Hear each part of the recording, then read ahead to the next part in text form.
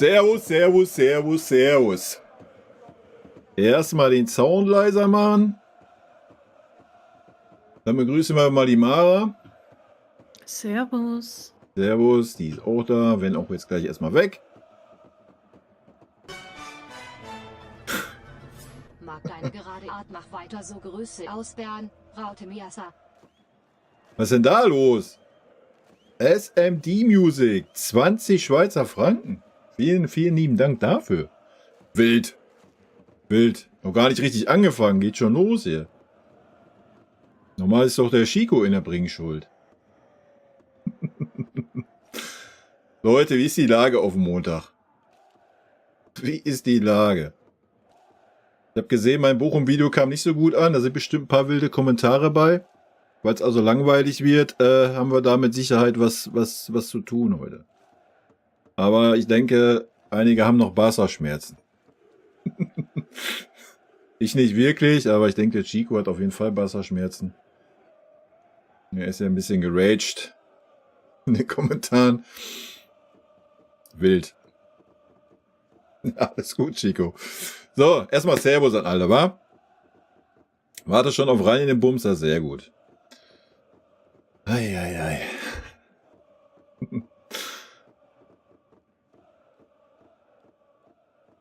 Ja, aber da sieht man mal, was ich für eine Art Trainer wäre, oder? Gegen Barca, da kann man so leicht kritisieren, gegen Bochum dann so eine Durchschnittsleistung, kann man dann halt auch mal als Durchschnitt betiteln, ne? Barca-Schmerzen habt ihr. Okay, wild. Ich eigentlich nicht. Aber dass man die jetzt ja gerade schon wieder so in den Himmel lobt, von wegen bla, Triple, Sülz, weiß ich nicht. Wie gesagt, hätten wir einen schnellen Spieler in der Mitte gehabt gegen Barca, aber hätte Fahrradkette, brauchen wir nicht drüber reden, wa? Aber wir müssen jetzt Barca auch nicht irgendwie als Übermannschaft darstellen, also. Ich meine, die haben 4 Torschüsse gehabt, wenn der Manu mal eingehalten hätte, aber hat er halt nicht, ne? Aber immerhin, Leute, gegen Bochum hat er eingehalten, ja? Habt ihr den gesehen? Nee, gehalten hat er ihn nicht, er hat ihn weggefaustet. Wow, oder? Hätte uns aber auch schon wieder das 1:0 gekostet. Ganz wilde Nummer, ey. Naja, gut. Ich guck mal, was ihr so schreibt. Fehler. Das war kein Fehler von Manu. Der Manu macht ja keine Fehler. Er ist ja fehlerfrei. Der macht keine Fehler. Wenn dann ist wahrscheinlich war Minjay schuld. Ne? Dass er nicht schnell genug am Mann dran war. Aber gut. So, erstmal guten Abend, Chico. King Kill, Martin, Sutta, Daniel. Den Olli habe ich auch schon gelesen. Erich Goldman. Ja gut, alle vorlesen wird wieder wild, wa? Ich sage einfach mal Servus in die Runde. Und nochmal vielen lieben Dank für die 20 Schweizer Franken. Ja? Mag deine gerade Art, mach weiter so, Grüße aus Bären. Ja, das wird sich auch nicht ändern. Habe ich ja auf Kofi habe ich das auch schon wieder gelesen. Ich soll so bleiben, wie ich bin. Also, da müsst ihr euch keine Sorgen machen. Könnt ihr euch gerne die Videos mal angucken. Seit 2 Jahren oder 2,5 Jahren. Das wird sich nicht ändern, da müsst ihr euch keine Sorgen machen, Leute. Nee, Alexander, sehe ich auch total so. Wenn der neuer Scheiße ist, dann ergibt das auch Sinn, dass ich dann den Harry Kane kritisiere. Fleißiges Bienchen. Ja, Bochum-Kommentare weiß ich auch noch nicht. Das morgen auch noch hinkriege. Ist ja wieder wild im Moment, wa? Mir ist mir Glück auf erstmal. Vermisse Pavlovic. Ich denke, den vermissen wir jetzt alle, oder? Ich denke, jetzt hat jeder mal gesehen, was los ist, wenn der Pavlo nicht da ist. Ne? Und das mit dem Palinja, glaube ich, in dieser Posi kannst du das auch echt vergessen. Barca-Schmerzen haben wir. Ja, ich habe keine Barca-Schmerzen, wie gesagt. Ja, mein Gott, wir haben halt ein schlechtes Spiel gemacht, ne? Also die Mannschaft wirkte nicht fit. Gerade zweite Halbzeit fand ich nicht frisch.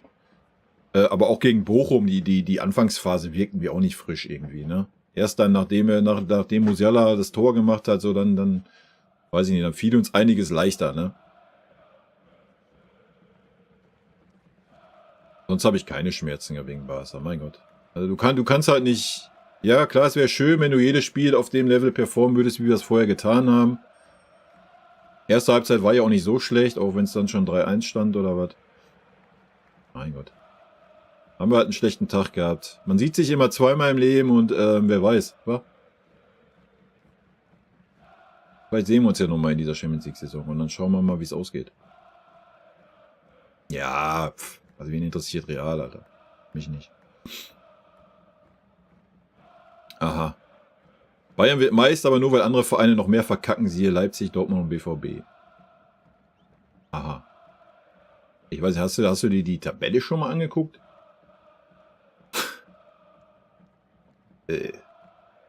Oder habe ich jetzt was verpeilt? Aber warte, ich gucke nochmal nach. Also mein Stand ist, dass Leipzig punktgleich mit uns ist. Weiß ich jetzt nicht, wo Leipzig da verkackt hat. Oder habe ich irgendwas verpeilt? Möchte ich nicht ausschließen, ja? Aber ich guck mal eben nach. Das ist ja ein wilder Take sonst. Aber den Take können wir ja schnell kontrollieren.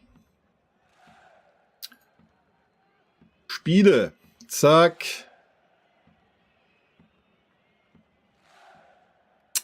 Statistiken. Tabelle. Ja. Würde sagen. Warte kurz.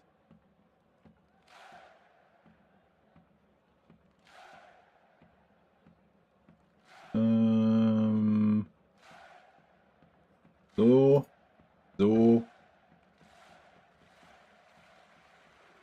Weiß, ihr schreibt schon alle, dass ich recht habe, aber alles ist gut. Bitteschön. Ja.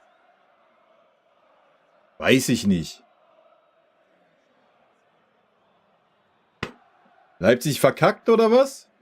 Mit 6-2-0 wie wir. Leverkusen mit einer Niederlage, 5 Punkte dahinter. Dortmund lasse ich mich ja drauf ein mit 13 Punkten, dass das schon ein bisschen abgeschlagen ist. Ja? Aber alles andere, ja, Leverkusen hat halt keinen guten Start. Ja, das ist richtig. Aber mit 5 Punkten dahinter ist man, glaube ich, nach 8 Spieltagen auch noch nicht abgeschrieben. Ja?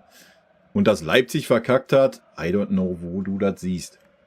Bei 3 Gegentoren in 8 Spielen. Wilder Take, aber lass ich mal so stehen, wa? Aber deswegen muss man auch nicht unsere Leistung schlecht reden. Das ist halt auch wieder so ein Ding. Warum sollen wir denn unsere Leistung schlecht reden? Wir haben 8 Spiele, wir haben 6 Siege, 2 Unentschieden. Wo kommt man denn da jetzt auf die Idee zu sagen, ja, wir sind nur da, weil die anderen so schlecht sind? Das heißt also, du hast eine Mannschaft erwartet, die nach 8 Bundesligaspielen mit 8 Siegen da steht, oder was? Wilder Take. Ja. Ganz wilder Take. Vor allen Dingen, weil auch alle Vereine, mal abgesehen von Leipzig, vor uns in der Champions League stehen. Macht den Take noch ein bisschen wilder. Aber gut. Formkurve geht steil nach oben.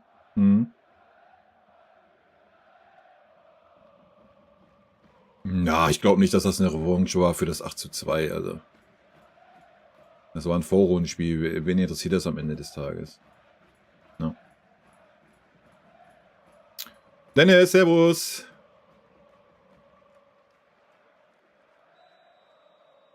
Jo, Alexander, das muss dir auch nicht gefallen.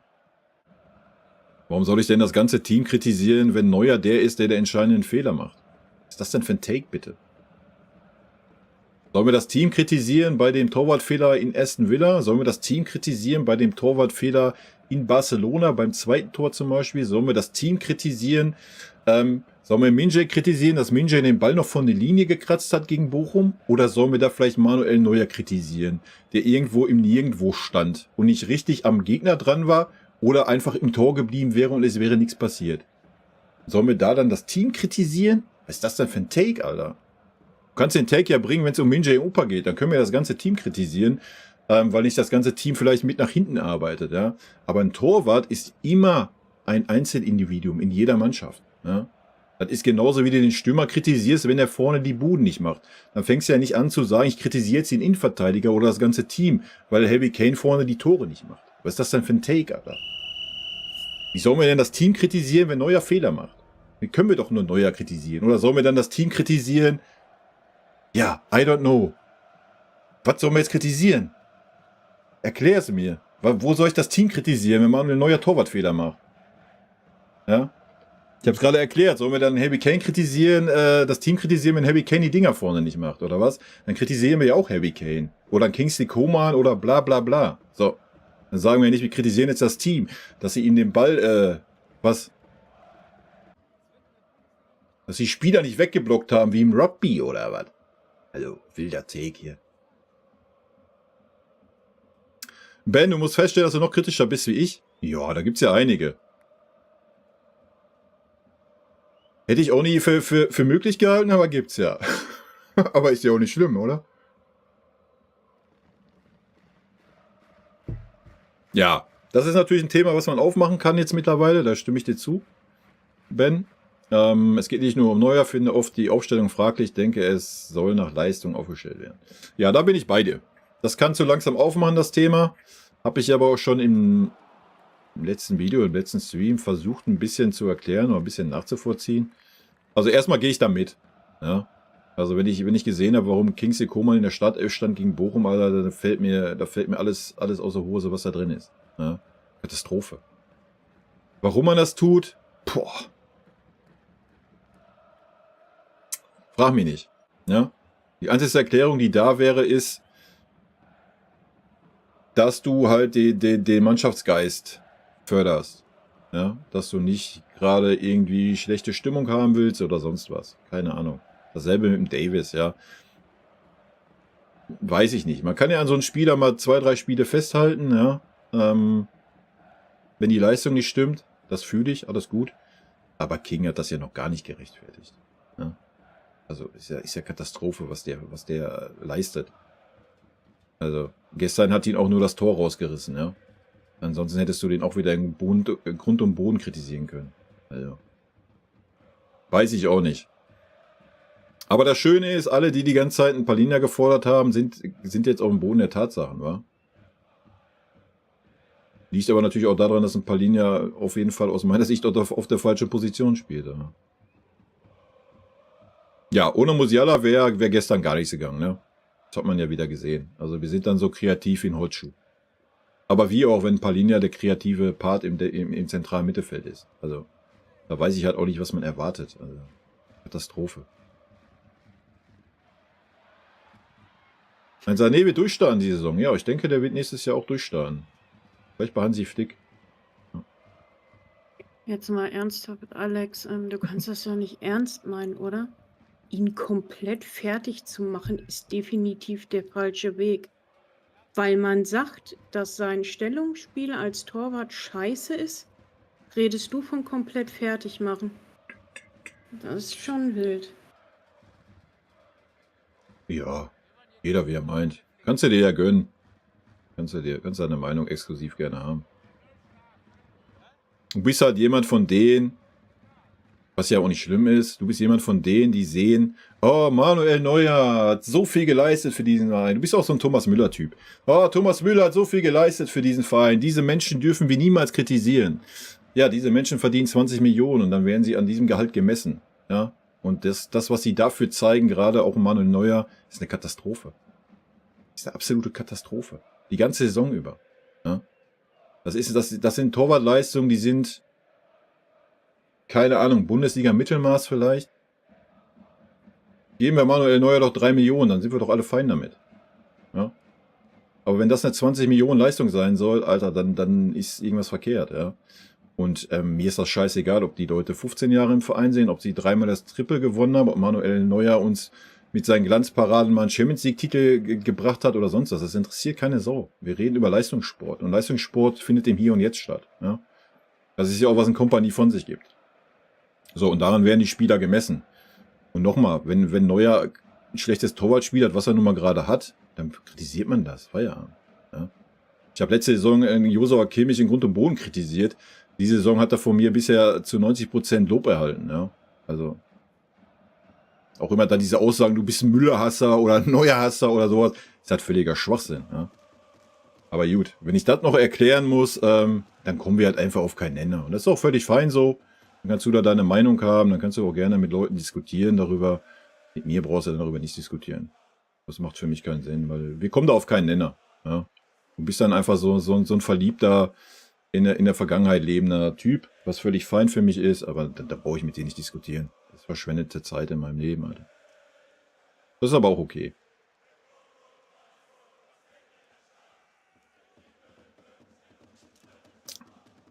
Was den Ballon betrifft, ist mir völlig scheißegal. Das Ding nehme ich nicht ernst. Das hat für mich nichts mit irgendeiner sportlichen Leistung zu tun. Also seitdem ich lebe und den Preis verfolge, ging das da immer nur weiter bergab und nur rein sportpolitisch. Da ging nicht. Haben wir letzten Stream schon besprochen. Da geht es nicht nach irgendwelchen sportlichen Leistungen. Ja, weiß ich nicht, ob Josh und Palhinha sich einspielen müssen, weiß ich nicht. Wenn ich einen Kimmich zwischen den Innenverteidigern sehe und Palhinha davor in der gegnerischen Hälfte im Aufbau steht, dann weiß ich nicht, ob das was mit Einspielen zu tun hat. Ja, also das hat für mich nichts mit Einspielen zu tun. Sorry. Das ist dann einfach taktisch so gewollt, dass Kimmich hinten das Spiel aufbaut. So. Ist ja alles fein, aber da muss ein Palhinha rausnehmen. So, dann stellen Conny Leimer da meinetwegen hin oder meinetwegen sogar ein Leon. Die können mit Sicherheit besser das Spiel gestalten, wie es ein Palhinha kann. Alles, was ich bisher gesehen habe. Ja. Stehe ich halt nicht. Also. Kimmich, Conny auf RV brauchen wir nicht mehr diskutieren, oder? Das ist auch verschenkte Liebesmüh. Melde gern Grüße. Patrick, servus. Stefan, also was den King anbelangt, hat der Moderator gestern allen Ernstes gesagt, dass er sein super starkes Spiel mit einem Tor gekrönt hat. Und ich habe mich dann halt gefragt, ob ich ein falsches Spiel gesehen habe, weil ich ihn absolut nicht stark fand. Aber gut, irgendwie hat Kai da wohl das falsche Programm laufen gehabt.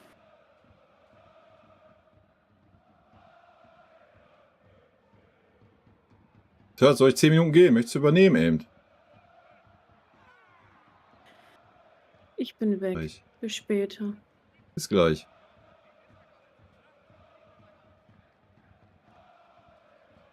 Wie sagst du bewerten, dass sie bei der Anschaffung von Pablo jetzt schon so abhängig sind? Ja, warum soll man denn nicht von guten Spielern abhängig sein? Sehe ich jetzt nichts Negatives dran. Und ich glaube auch nicht, dass wir unbedingt abhängig sind von ihm. Wir sehen, dass es ein anderes Spiel ist, ja, aber du stellst halt einen defensiven Sechser auf die 8, der das Spiel gestalten soll. Das kann halt nicht funktionieren. Wie soll das funktionieren? Ja, stell doch da mal einen anderen Spieler hin als ein Pavlo. Dann sehen wir doch mal, ob wir abhängig sind von Pavlovic. Ja? Aber wenn dann da ein defensiver Sechser steht, ja, I don't know, dann sieht das halt so aus, wie es aussieht. Dann muss ich halt einen Musiala entweder tief fallen lassen, dass er das Spiel gestalten kann, oder es sieht so aus, wie es in Barcelona ausgesehen hat. Ja?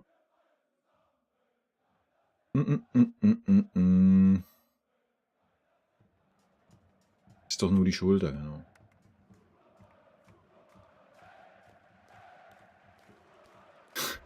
Kannst du mal bitte deine Meinung zu diesem Maulwurf-Thema sagen? Ich finde das besorgniserregend, dass Insider-Infos, Gehalt oder die Dresensache gezielt an die Presse gegeben werden. Ja, es ist doch nichts Neues, ist doch seit Jahren bei uns so. Das ist doch nichts Neues.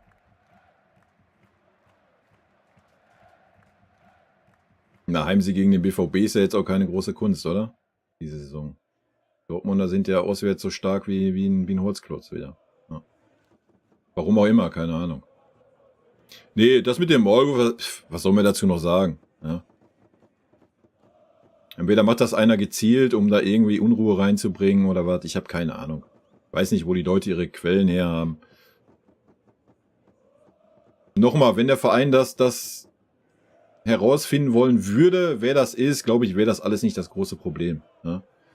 Indem man dann halt einfach mal ein paar Falschinfos verteilt und mal gucken, wo diese am Ende des Tages landen. Ne?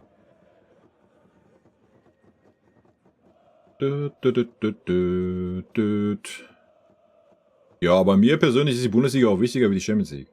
Also von daher habe ich da kein Problem mit. Ja.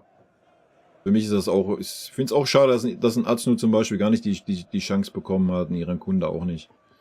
Aber wie gesagt, ich denke, das ist der Stimmung geschuldet. Weil was wäre los, ja, wenn du jetzt Coman, Sané, meinetwegen auch ein Gnabry, der wieder absteigende Form hat, und du knallst sie jetzt knallhart auf die Bank oder auf die Tribüne, wa? So. Problem ist halt, dass wir die Spieler nicht losgeworden sind. So, und deswegen musst du die jetzt bei Laune halten. Ja. Ich glaube, das ist so ein bisschen das Problem, was wir gerade haben. Aber, ich meine, wir reden darüber, dass wir 15-0 in Bochum gewonnen haben. Ja, ist es jetzt ein Problem? Ich meine, Koman hat ein Tor gemacht, Lieber hat ein Tor gemacht. Dann vom Problem reden ist halt auch schwierig, ne? Chris, servus. Ja, ist mir egal, was Leverkusen haben müsste. Nee, ich habe Klassiko nicht gesehen. Ja, das werden wir doch sehen, was mit dem Saragossa passiert, oder? Erstmal ist er ausgeliehen diese Saison.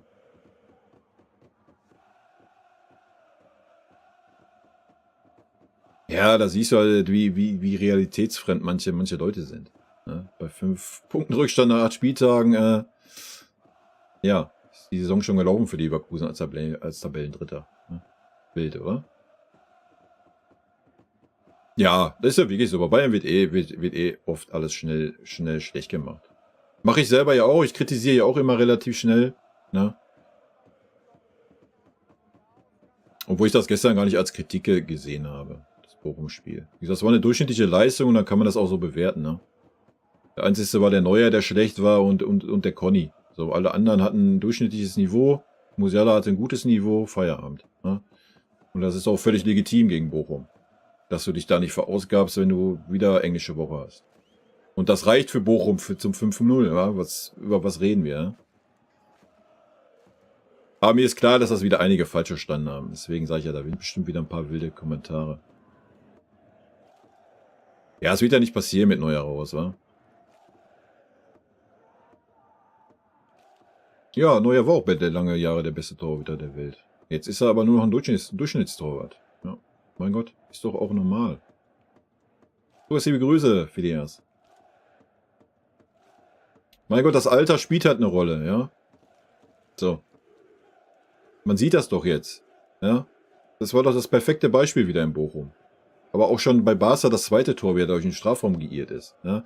Er hat nicht mehr die Spritzigkeit. Das ist doch aber auch normal. Guck doch mal an, was für eine Verletzung er hatte. Ja, also. Das ist halt nicht spurlos an einem. So, die Frage, die man sich stellen muss, ist am Ende des Tages, ist der FC Bayern damit zufrieden, dass wir einen durchschnittlichen Torwart hinten drin haben? Dem wir dann noch 20 Millionen zahlen. So, das ist doch die spannende Frage, die es zu beantworten gibt die nächsten Wochen und Monate. Oder steigert sich ein Neuer nochmal? Ja? So, das sind die Fragen, die im Raum stehen. So ist ein Neuer gerade keine Hilfe. Ja, das muss man mal ganz klar so sagen. So. Du musst ja froh sein, dass er einen Ball gehalten hat gegen Bochum und dass nur ein Ball aufs Tor kam. Ja? Und überlegt euch mal, wann haben wir das letzte Mal wann haben wir das letzte Mal solche Gedanken gehabt bei Torhütern bei uns? Nie. Ja, vielleicht mal beim Kraft, wo er in seinem Tief war damals unter Louis van Gaal, der ihn eingebaut hatte. So, der hatte halt mal so eine Phase. Aber sonst hast du immer einen Rückhalt gehabt, der immer einen Ball gehalten hat. Also. Nee, ich finde es nicht so leicht, wenn man sich einzelne Spieler raussucht, wenn es der Torwart ist. Ganz einfache Kiste. Weil der Torwart ist da, um die Bälle zu halten. Das sind keine 11 anderen Spieler. Ja. Wir können gerne über ein Abwehrverhalten reden. Wir können gerne über Kreativität nach vorne reden. Ja, dann ist es zu leicht, sich einzelne Spieler rauszupicken. Da gehe ich mit. Aber wenn es darum geht, den Ball zu halten, ja, da ist der Torwart für da und kein anderer aus diesem Feld. Ja. Dann kannst du ja gerne kritisieren, dass ein Neuer zu viele Torschüsse bekommt. Das ist aber Schwachsinn. Da kannst du dir gerne mal Statistiken angucken. So, ja. Also, Torwart ist da, um den Ball zu halten. Und nicht ein defensiver Mittelfeldspieler. Denkst du, Kompanie traut Palhinha nicht zu dauerhaft auf der 6 zu spielen, weil Kimmich das Aushelfen in der Verteidigung besser beherrscht, beziehungsweise beim Spielaufbau? Nee. Ich glaube, das Problem ist, dass Kimmichs Vertrag ausläuft. So, das ist das Problem, was wir gerade haben. Ja. Deswegen schmiert man Kimmich gerade alles um den Bart, was man hat. Weil wir haben gesehen, wie wichtig Kimmich diese Saison ist. Und da hat man, glaube ich, im Moment nicht die Eier zu sagen, pass mal auf, Josh, das ist jetzt der Palhinha übernimmt jetzt seine defensive Rolle und du gehst eine Position nach vorne. Ja? Ich glaube, das ist das Problem. Weil was spricht dagegen? Welches Argument würde es sonst dagegen geben? Also ein Palhinha ist ja wohl ganz klar der bessere, stärkere defensive Part. Also und ist schlechter nach vorne, also in der Kreativität, wie es ein Kimmich ist. Also Aber trotzdem rennt ein Kimmich noch nach vorne und wieder nach hinten und ein Palhinha steht da teilweise irgendwie im Nirgendwo rum und weiß nicht richtig, was er machen soll. Also, weiß ich nicht. Klar muss da noch eine bessere Abstimmung kommen. Ja, gegen Bochum war es dann teilweise auch mal, dass sie auf einer Höhe waren. Alles gut, ja. War schon ein bisschen besser. Aber man sieht ja klar, dass die Taktik ist, Kimmich ist der zwischen den Innenverteidigern steht und das Spiel aufbaut und dann gleichzeitig wieder vorne das Spiel kreieren sollen, ist dann wieder nicht schnell genug hinten und ach, hör mir auf. Ich glaube, das ist das Problem gerade. Ja? Man möchte gerade Kimmich nicht irgendwie was aufzwingen, was er nicht möchte. Weil der Vertrag halt ausläuft und man Angst hat, dass er dann ablösefrei wechselt.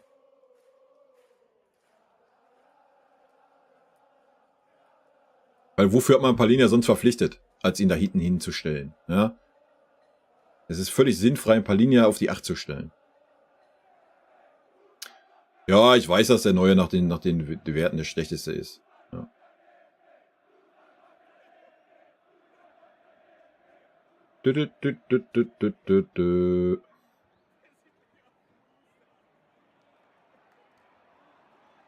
Nee, also ich fand, dass das Neue schon ein bisschen sicherer gewirkt hat gegen Bochum. Also im Passspiel, das war besser wie gegen Barca. Aber wie gesagt, dieser Fehler, wir sehen ja mittlerweile fast in jedem Spiel so einen Klopper. Ja. Und da bist du halt nicht gewohnt beim FC Bayern vom Torwart. Das ist das halt. Thomas geht in den Sommer in Rente, ja, hoffentlich.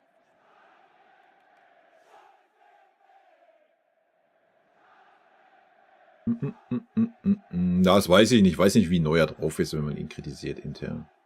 Keine Ahnung. Aber wie gesagt, er hatte ja noch nicht mal die Selbstreflexion, gegen Aston Villa einzusehen, dass das Ding auf seine Kappe gehen muss. Also, ne?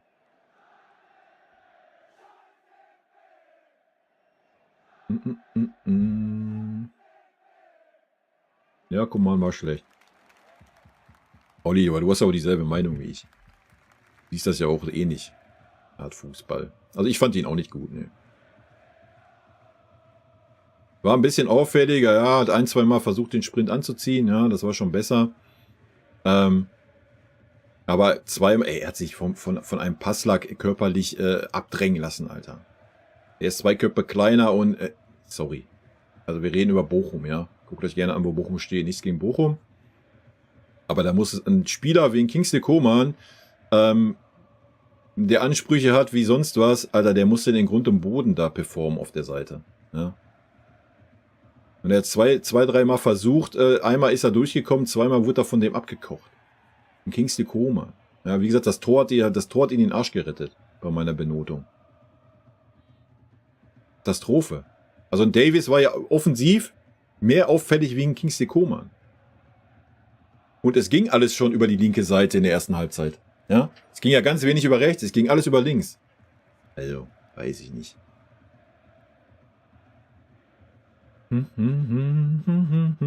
Andreas, guten Abend.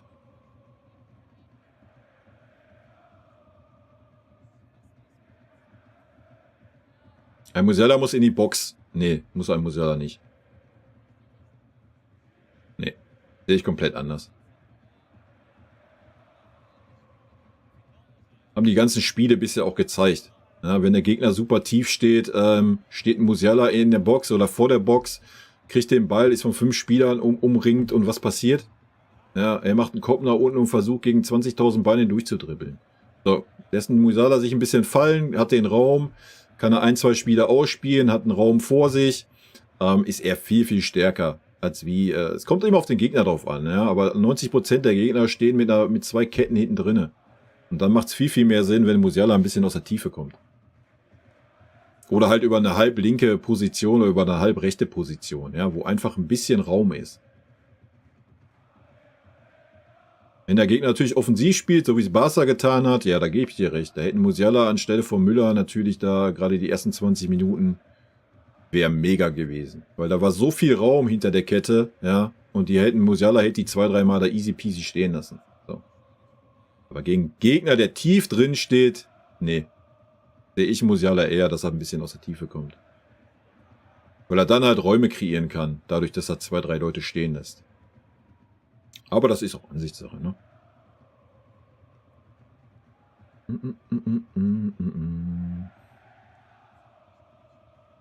Naja, FC Hollywood. Leute, habt ihr den FC Hollywood mal erlebt? Ich bitte euch. FC Hollywood. Wegen was denn jetzt? Wegen einer Sache mit dem Dresen oder was? Deswegen FC Hollywood? Eieiei. Habt ihr aber den echten FC Hollywood nicht erlebt, oder? Anbus, Servus.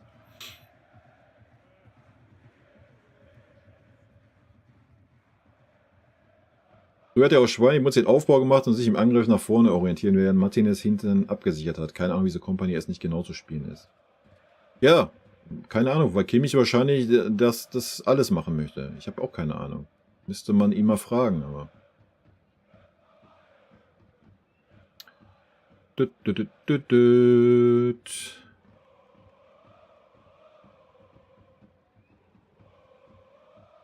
Take von mir, nach mehreren Spielen kritisiere ich nun den Trainer, bin sehr oft nicht mit der Ausstellung und den Einwechslungen einverstanden, habe es mehrfach kommentiert und verstehe nicht, dass King Josh überall rumrennt und andere auf falsche Posi spielen. Schlechte Leistungen werden im nächsten Spiel belohnt, sieht das unser Trainer nicht. Das weiß ich nicht, da muss ich den Trainer mal fragen. Aber über was reden wir jetzt? Meinst du jetzt das Bochum-Spiel? Dann hast du halt auch keine Argumente auf deiner Seite, genauso wie ich keine Argumente auf meiner Seite habe. Wir haben 15-0 gewonnen, King hat ein Tor gemacht, Leroy hat ein Tor gemacht. So, willst du jetzt dann die Aufstellung von Kingsley Coman kritisieren? Ja. Oder wollen wir dann kritisieren, dass ein paar Linien eine Pflaume im Spielaufbau ist und vor ein Kimmich spielt, wenn wir 15-0 gewinnen? Ist halt schwierig, weißt du, wie ich meine? Ja, na klar lag das auch am Bochum, aber es ist halt schwierig. Über was sollen wir kritisieren? Ja. Ich sehe das ja genauso, aber wir haben keinerlei Argumente auf unserer Seite. So. Ja, wir reden über ein 15-0 in Bochum, Leute. So. Was willst du kritisieren? Geht halt nicht. Kannst du den Trainer nicht kritisieren. Der Trainer hat alles richtig gemacht. Hätten wir 2-1 verloren oder ein Unentschieden gespielt oder sowas, ja, dann könnten wir das kritisieren, ja. Stimme ich dir zu, ja. Und ich sehe das ja, im Prinzip sehe ich es genauso. Ja, Coman für mich, warum der auf dem Platz stand, war eine Frechheit in meinen Augen. Und dass ein paar Linien hinterm Kimmich gehört und Kimmich weiter nach vorne, sehe ich genauso. Aber nochmal, wir haben keinerlei Argumente auf unserer Seite. Wir haben 15-0 in Bochum gewonnen. Feierabend. Wenn wir das Barca-Spiel nehmen, ja, dann können wir kritisieren. Aber sonst halt nicht, ne? Wir haben doch Backup auf der Pavlo Posi. Was ist das denn für eine Aussage? Stell doch einen Conny Leimer dahin. Conny Leimer hat das über Jahre bei RB Leipzig gespielt. Hä? Was ist denn los? Kannst du einen Conny dahin stellen? Muss ich auf eine rechte Verteidigerposition stellen, wo er eine Nupe ist? Mit angezogener Handbremse gestern. Ja, aber ist doch völlig okay, oder? Also wir haben mit angezogener Handbremse 15-0 gewonnen heute. Alles fein. Wir spielen am Mittwoch im Pokal, ne? Wir scheiden nicht aus in der zweiten Pokalrunde. Was ist denn los, ey? Ganz, ganz lockeres 3-1, denke ich. Oder 4-1 in Mainz. Bayern möchte mit Neuer verlängern, habe ich gelesen. Ja, man liest immer viel, ne? Warten wir mal ab. Also ich glaube nicht, dass ein Eber so blind ist, Alter. Das kann ich mir beim besten Willen nicht vorstellen. Also dann wird's wirklich, dann weiß ich auch nicht. Dann sind wir von allen guten Geistern verlassen, ja. Also wenn man mit Neuer aufgrund dessen Leistung diese Saison verlängert, dann weiß ich nicht. Dann müssen wir uns echt Sorgen um unseren Verein machen, ja. Olli, genau, ja, sehe ich auch so. Ja, und Daniel Peretz haben wir doch. Er hat doch jetzt gespielt bei der zweiten Mannschaft. Ist doch vielleicht schon mal ein kleiner Wink mit dem Zaunfall. Ne? Vielleicht sollte ihm mal da ein bisschen mehr Spielzeit geben, ne? Wäre vielleicht mal eine Idee.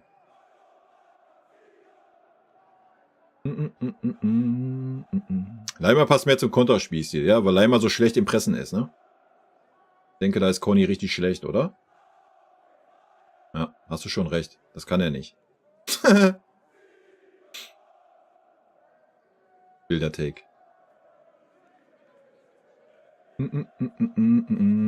Ja, Das ist richtig. Also da stimme ich dir zu, Multibob. Also die Pässe waren auch in Bochum, waren wieder 2, 3 dabei, wo man die Innenverteidigung oder auch den defensiven Mittelfeldspieler so in Bedrängnis gebracht hat. Katastrophe, ne?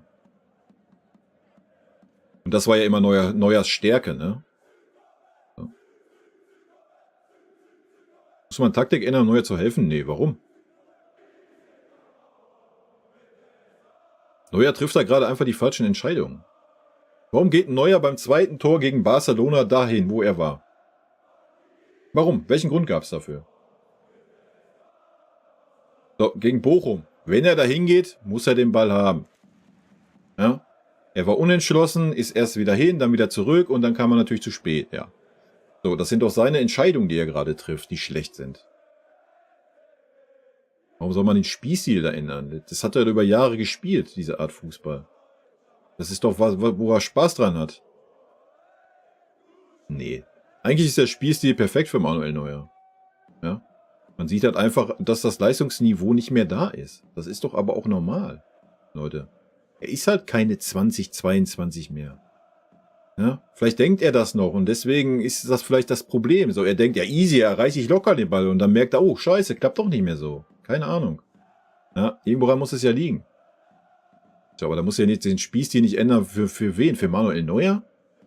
Wir ändern also dann den Spielstil der gesamten Mannschaft wegen dem Torwart oder was? Nee, dann tauscht er den Torwart aus. Ganz einfach.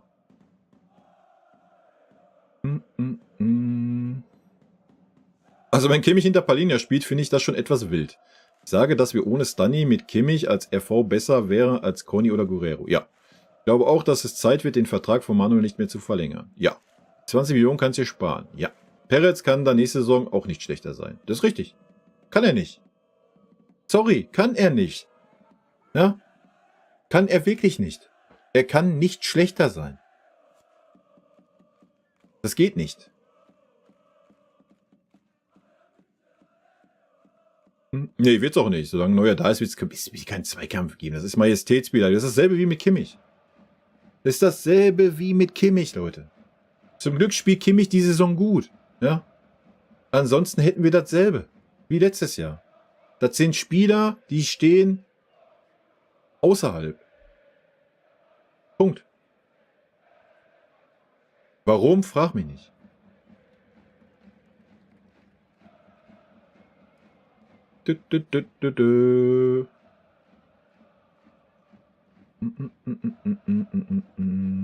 Ja, zum Nübel kann ich nichts sagen, ist mir auch egal.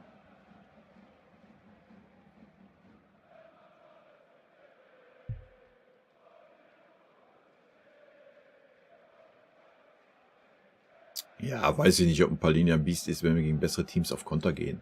Ist auch nicht unsere Spielweise. Warum sollen wir jetzt gegen bessere Teams auf Konter gehen? I don't know. Palhinha muss einfach der Sechser sein. Feierabend und nicht in Joshua Kimmich. So müssen beide auf dem Feld stehen. Ansonsten lassen Palhinha draußen, Leute. Punkt. Ja? Wenn du meinst, Kimmich ist dein Sechser, dann mach das. Dann stell einen Achter dahin, der ein bisschen kreativ ist. Ja, das ist ein Palhinha nicht. Sorry. Nichts gegen den Mann, ja. Der kann auch mal einen Diagonalball spielen, auch wenn da wenig von ankam. Aber guckt euch die Zweikampfwerte an, die er hatte, selbst gegen Bochum. Ja. Ich verstehe es nicht. Stellt ihn halt einfach nach hinten, Kimmich davor und ist doch alles fein. Ja. Und wenn man das nicht will, wenn King Josh das nicht möchte oder der Trainer das nicht möchte, bitte dann nimm einen anderen Achter. Und nicht einen Palhinha. Junge. Kann ich dir nicht sagen. Ich weiß nicht, was ein Stadionbus gerade kostet in der Allianz Arena. Ich weiß auch gar nicht mehr, was wir letztes Jahr bezahlt haben. Aber welche Preise sind heute noch fair? Geh doch mal raus, geh mal in ein Restaurant rein. Ja, also da ist kein Preis fair, wenn du essen gehst. Jeder, der das tut, ist dann selber schuld, ey.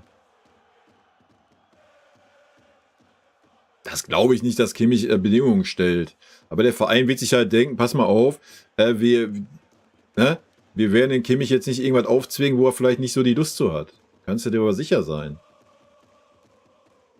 Ich glaube nicht, dass ein Kimmich sich in der Kabine hinstellt und sagt, ja Leute, immer, ich spiele jetzt aber den Part hier.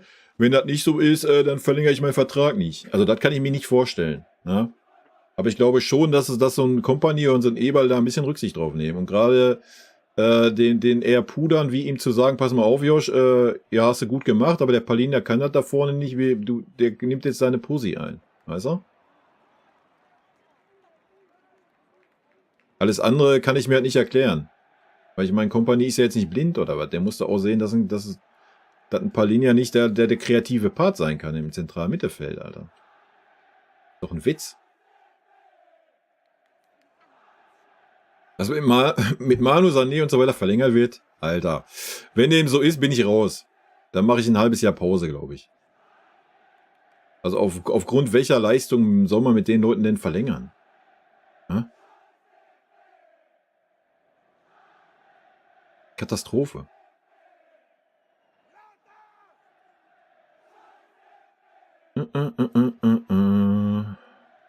Ja, weiß ich nicht, ob das arrogant ist, dass er keinen Fehler auf sich nimmt. Keine Ahnung. Ist mir auch egal. Ja.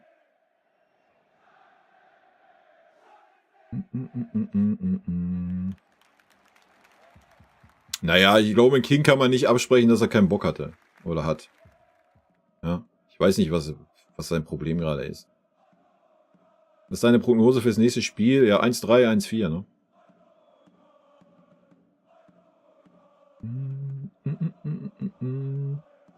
Ja, ich meine, vielleicht war das ja ein Zeichen. Ne? Man hat ja Daniel Peretz in die zweite Mannschaft gepackt, er hat in die zweite Mannschaft gespielt, um ein bisschen Spielpraxis zu kriegen.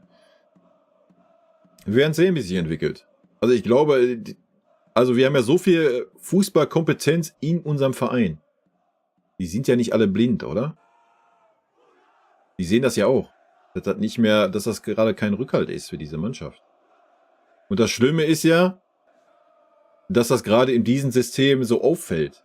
Ja? Weil wir halt so hoch stehen und es auch auf den Torwart drauf ankommt. So. Sonst wird das ja gar nicht so in Erscheinung treten wahrscheinlich. Ja?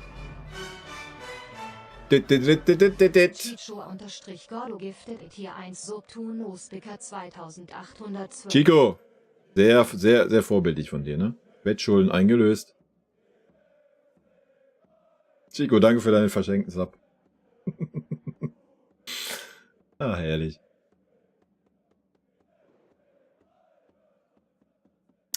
Anbo, Müller, Neuer, Gnabry, Sané und Koman alle nicht genug Leistung für das bezogene Gehalt. Ja.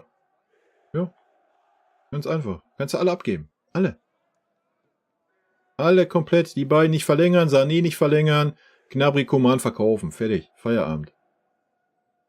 Ganz einfach. Und Davis hinterher. Ja, tschüss, weg. Mein Gott. Stell doch. Guck mal, das ist doch, was ich nicht verstehe. Warum hat man gegen Bochum nicht einen Aznu dahingestellt? Ist mir scheißegal, ob als Rechtsverteidiger für einen Conny Leimer oder als Linksverteidiger für einen Davis. Warum nicht?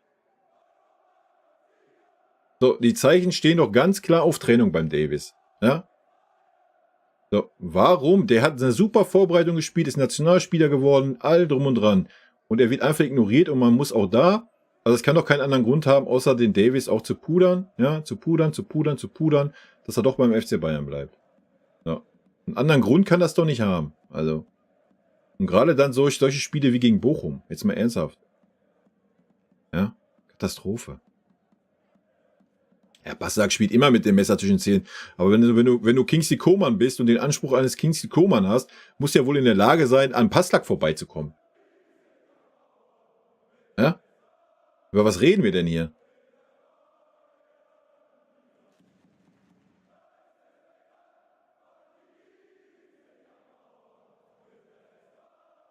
Aha, woher willst du denn wissen, dass ein Coman nicht das Vertrauen des Vereins hatte?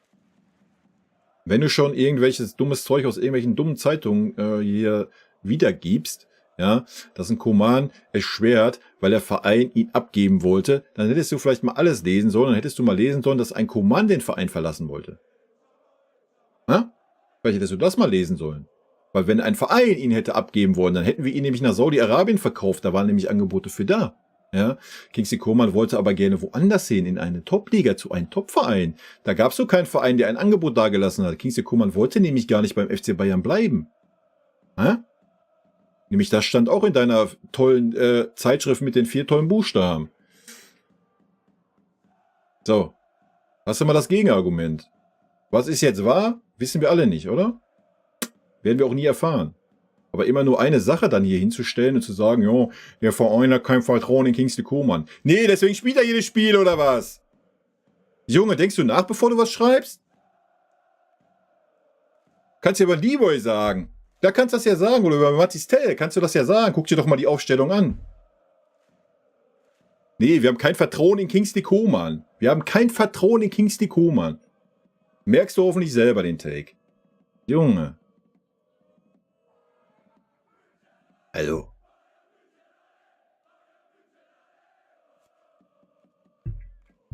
Ja, Redwan, das kann ja auch gut sein. Das war ja Nagelsmann-Thema auch. Ja. Also mein Take, da kommt die Neues und direkt in so einer großen Mannschaft. Hat er Angst, Thomas Müller und Manuel Neuer anzuzweifeln und aufgrund des Klimas, sonst ginge Müllers Spielzeit gegen 0. Ja, aber Müllers Spielzeit geht ja gegen 0, wenn Musiala fit ist. Und das hatte Müller ja schon letztes Jahr. Ja, warum Thomas Müller da immer noch rumdümpelt und 20 Millionen abkassiert, ist halt auch ein wilder Take. Ja. Ich sage ja, wenn dann, man kann das verargumentieren mit dem Mannschaftsklima, ja. Das ist doch alles gut und schön. Man ist die Spieler halt nicht losgeworden, jetzt nicht Thomas Müller, aber die Komans, die Knabris, die Sanés, so, wie sollte man die auch loswerden, die Goretzkas, ja. So. Die wollen halt alle nicht weg, weil wofür du Ase München, die gegen den Arsch gepudert, kriegen das Geld reingeschoben. Ist klar, dass die nicht zu irgendeinem Verein wollen, wo sie wieder Leistung bringen müssen und vielleicht sogar Gehaltseinbußen haben. Ist doch völlig normal. Und ist auch legitim, die haben Verträge, alles fein. So. Ja. Dann hättest du halt den Knallhart-Kurs fahren müssen, um das von vornherein zu eliminieren und sagen müssen, hier, Trainingsgruppe 2, die Spieler gehen da rein, die möchten wir nicht mehr bei uns haben. Wird bei uns nie passieren, wurde auch so kommuniziert. So, und dann musst du das halt so managen, wie es ein Company gerade managt. Was soll ein Company jetzt machen? Soll ein Company jetzt alle 4 Spieler gnadenlos ignorieren und ihre Kunden dahinstellen? Ja. Dann könnt ihr euch mal gerne die Pressekonferenzen anhören, was da jedes Mal los ist, oder? Kannst du halt nicht bringen. Ja, und da sind wir wieder bei dem Thema, was wir letztes Jahr schon hatten, wo sich ein Thomas Tuchel da hingesetzt hat und gesagt hat, ja, ich kann nicht so aufstellen, wie ich gerne möchte. Weil ich auf das und das achten muss. Ja? So, und so ist es dieses Jahr wieder. Ganz einfach. Und dann sind wir wieder bei dem Thema, dass ein Company sich dann irgendwann unglaubwürdig macht. So, bisher ist das okay, ja, bisher passt das, aber wir werden mal sehen, wo die Reise hingeht, ne? So, weil wenn wir jetzt weiter das Thema Leistung reden und Neuer weiterhin in jedem Spiel einen Klopper drin hat, Alter, dann musst du halt ihn irgendwann rausnehmen, ne? Ansonsten machst du dich unglaubwürdig. Ob er der Kapitän ist, ob er sonst was ist, ob er der Gottfaser ist. Ja. Irgendwann ist der Punkt da. Stellt euch vor, der Neuer macht jetzt einen Klopper gegen Mainz und wir fliegen deswegen aus dem DFB-Pokal raus und ein Titel ist futsch. Ja. So. Dann wird das aber medial so brennen, dass man den Neuer nicht schon vorher hat rausgenommen, weil er einfach die ganze Saison scheiß Leistung bringt. Ja? Und früher oder später wird das Szenario wahrscheinlich sogar eintreffen. Ja, und Leim als RV ist ein Witz. Ist ein absoluter Witz. Ja, da sind wir aber auch wieder, das ist für mich auch wieder so das Thema, da fehlen die Eier. Da fehlen dem Türsteher an der Seitenlinie die Eier. Ja. So. Warum spielt ein Palhinha als Achter? So, darauf kommen wir zurück. Ja, dann nehmen Palhinha raus, Alter. Kimmich ist unser Sechser. Das ist fein. Ja, die Leistung war ein bisschen okay. Außer gegen Barca war es wirklich schlecht. Ansonsten waren die Leistungen gut bis sehr gut von Kimmich. Die Saison. Feierabend, ja. Wenn Company das so möchte und das so sieht, Kimmich ist der Sechser, fein. Dann lassen Palhinha auf der Bank, Alter. So, ja, dann ist es ein Fehleinkauf, Feierabend, du brauchst ihn nicht, weil Kimmich die Rolle ausfüllt, Punkt. Dann stellen Conny Leimer auf die 8. Oder meinetwegen selbst ein Leon Goretzka, aber doch kein Palhinha, Alter. Wild. Ja, wir gewinnen in Mainz, 3-1, 4-1, habe ich gerade schon gesagt.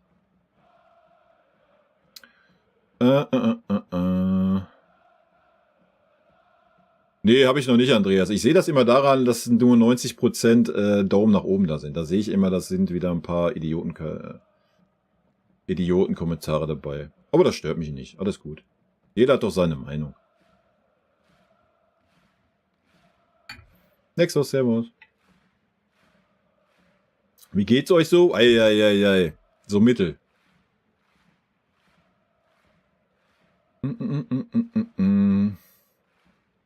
Lieber Kai, von allen Flügelspielern, die wir in der Neuzeit hatten, gab es keine wie Robberie, Einstellung und Können. Da gibt es keine in dem Team von heute, die da rankommen. Weiß ich nicht. Ich glaube, Michael ist auf einem guten Weg. Ja? Werden wir mal sehen. Ich glaube schon, dass der da rankommen kann. Ja. Von den Alteingesessenen ist da keiner dran gekommen, nein. Das ist schon richtig. Aber der Fußball hat sich natürlich auch weiterentwickelt, ne? Aber trotzdem, ja, für mich ist da auch keiner dran gekommen. Echt? Du hast ein geschissenes Gefühl gegen Mainz? Ja, das Schlimme ist, ich habe ein gutes Gefühl, ne? Und immer wenn ich ein gutes Gefühl habe, ist eigentlich schlecht. Nein, ach, wir sind doch alles Menschen so, weißt du? Also der FC Bayern kann sich jedem Fan recht machen. Wir sind alles Menschen, ja?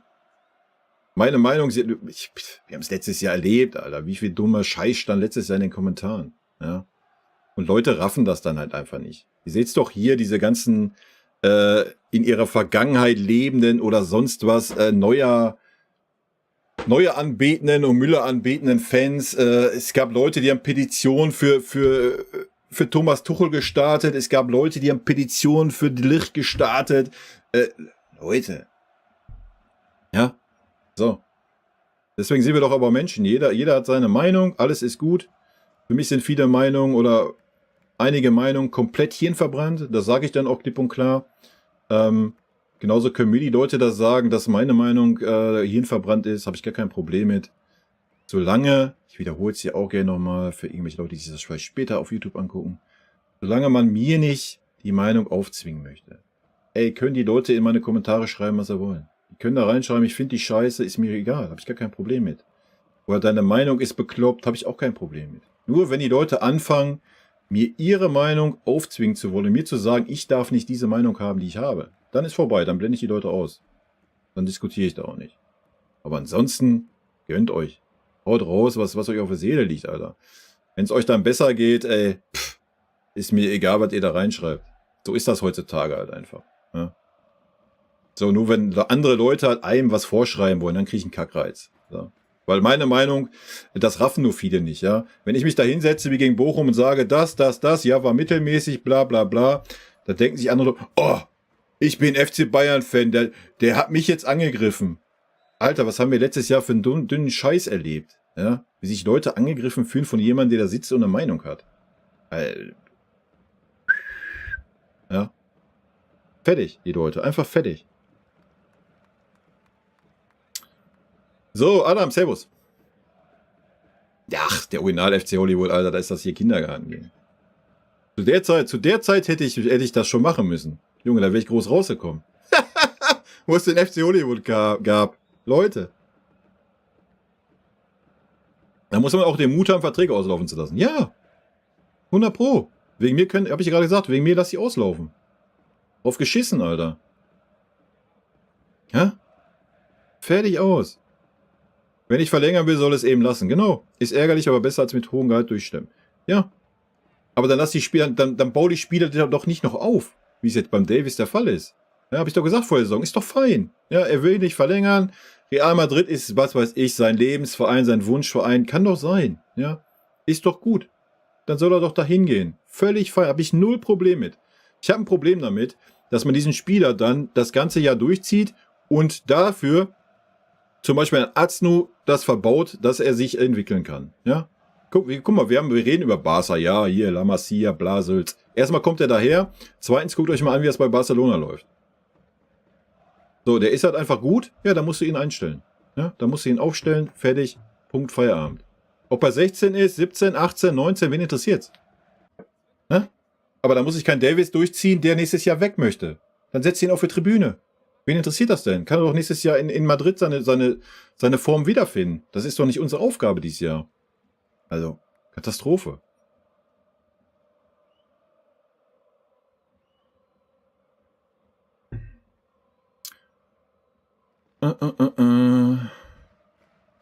Doch denke, man kann auch bei einem Sieg kritisieren, wenn man sich die Einzelleistung ansieht. Ich kann ja auch loben, wenn wir verlieren.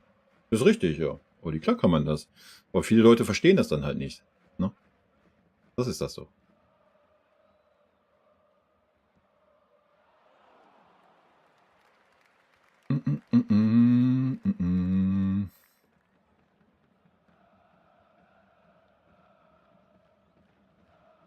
Ja, keine Ahnung. Wie gesagt, wir haben noch einen Daniel Peretz in der Mannschaft.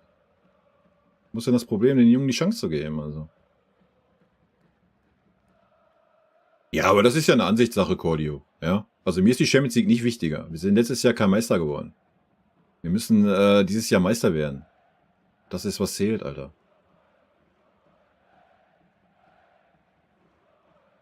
Ja. Sehe ich genauso. Mit dem Peretz, Schatz. Rein damit. Fertig. Lass ihn da jetzt in der zweiten paar Spiele machen, dass er Spielpraxis kriegt und dann stell ihn doch einfach mal auf. Ne? Aber es geht ja nicht, ohne dass dann, dann brennt ja auch der Baum. Das ist ja das Problem bei uns. Stellt euch mal vor, der Vincent Kompany wird den Peretz ins Tor stellen und nimmt einen Neuer raus. Alter. Die PK danach brauchst du gar nicht stattfinden lassen. Die kannst du absagen. Was meinst du, was die tolle Zeitung mit den 4 großen Buchstaben daraus kreiert, Alter? Wild. Ich würde es fühlen, aber wild. Georg, guten Abend.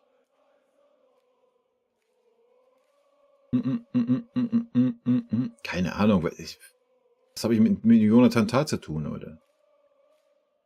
Kein Spieler des FC Bayern, ist mir scheißegal, ob die Abwehr damit besser wäre oder nicht. Ist dasselbe wie, wäre die Abwehr mit De Ligt jetzt besser? Wen interessiert's? Können wir die Spieler reden, die beim FC Bayern sind. Alle anderen sind uninteressant.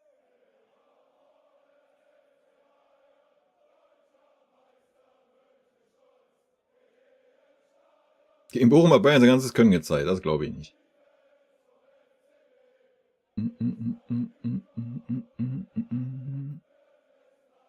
Das weiß ich nicht, Flo, ob das so ist, dass der Vorstand dem Trainer sagt, dass er den und den Spieler kriegen muss. I don't know. Manchmal kommt es einem so vor, gerade bei Tuchel kam es einem so vor, ja.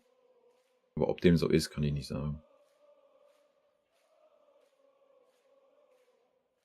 Champions League ist die Kirsche auf der Torte, nicht mehr, nicht weniger. Ich will eine Entwicklung im Verein und in der Mannschaft sehen. Der Verein soll darüber hinaus im modernen Fußball gewisse Werte vertreten.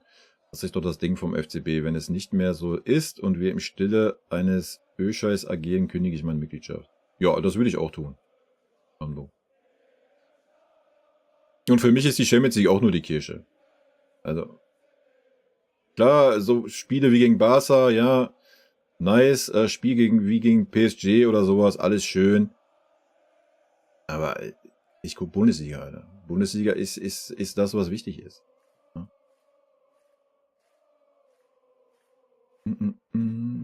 Blind ist er nicht, aber dann darf er auch nicht Leimer auf RV aufstellen. Nee, darf er auch nicht. Sehe ich genauso. Stellen Aznu dahin. Ist ein gelernter Außenverteidiger. Feierabend. Warum Conny dahin stellen, der das... Junge, der hat noch nicht eine überzeugende Leistung auf dieser Pose gebracht.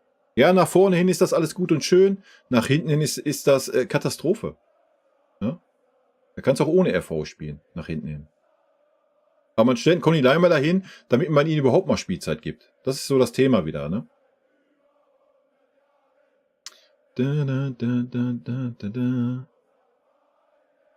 Wieso probiert Kompany nicht mal Sané auf links? Weil Sané bisher eine Flöte war. Okay, schönen Feierabend. Vielleicht passiert das gegen Mainz.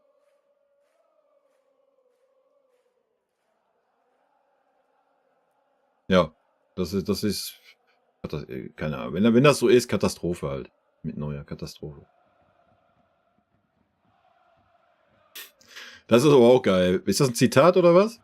Max Eber, Leroy hat sich empfohlen. Er versucht, im Training alles zu geben. Er versucht, aber er kann es nicht, oder was? Ja, geil. das ist ein Zitat. Er versucht. Oh, das ist kein gutes Zitat. Geil. Er versucht, im Training alles zu geben. Er war stets bemüht, aber, ne? Ihr kennt die Zeugnisse, oder? Er war stets bemüht. Und na klar ist Michael da vorne, Alter. Ja, eigentlich ist es eine Frechheit, den Michael immer 30 Minuten vor Spielende auszuwechseln. Ja, weil jedes Mal schwächst du dich damit. Na, macht man auch nur, um da den Schein zu wahren, in meinen Augen. Ja, wir werden Leroy brauchen, unbedingt, ja. Passak ist halt Weltklasse, ja.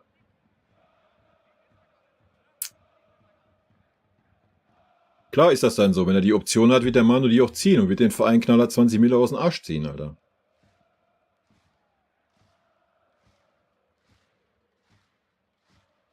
Ja, ist auch so beim King. Leider. Aber wer weiß, vielleicht kriegt er die Kurve noch nach 10 Spielen. Ist doch alles gut.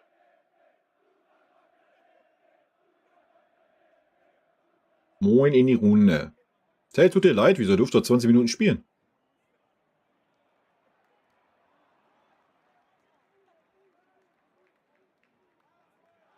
Ja, das ist halt, ich sag ja, das ist dieses... Man redet immer davon, so das Mir-Samir-Gefühl ist abhanden gekommen und ich glaube, keine Ahnung. Das Leistungsprinzip ist dadurch außer Kraft getreten. Das haben wir ja letztes Jahr gesehen. Ne? Also Tuchel war ja der darunter gelitten hat. So, das ist ja ein Thema, was man, ich will nicht das Tuchel-Thema wieder aufmachen, aber das ist ja eins, was man den Tuchel zugutehalten muss. Ne? Er hat mit Sicherheit darunter gelitten. Also da hätten viele Spieler wahrscheinlich gar nicht mehr in dieser Mannschaft gespielt, wenn er gekonnt hätte, wie er gewollt hätte. Ne? So, es ist traurig, dass dem nicht so ist. Und anscheinend scheint es ja jetzt auch wieder in diese Richtung zu gehen, teilweise. Obwohl Leute, wir müssen jetzt nicht über irgendwas meckern. Wir sind Tabellenführer, gut, Champions League, aber alles gut. Ja, müssen wir uns halt mit 2 Spielen mehr begnügen, alles ist fein. Ja, aber über einzelne Personalien kannst du mit Sicherheit diskutieren. Ne? Und leider gerade ganz, ganz speziell Manuel Neuer. Ich meine, so ein Kingsley Coman kannst ja immer mal noch mit durchziehen oder so ein D-Boy. Ja? Erst recht, wenn sie da noch ein Tor schießen gegen schwachen Gegner. Ist ja alles fein. Ne? Müssen wir halt mit dem. Wie gesagt, da haben wir auch keine Argumente auf unserer Seite. Aber beim Neuer haben wir ja gerade alle Argumente dieser Welt. Ne?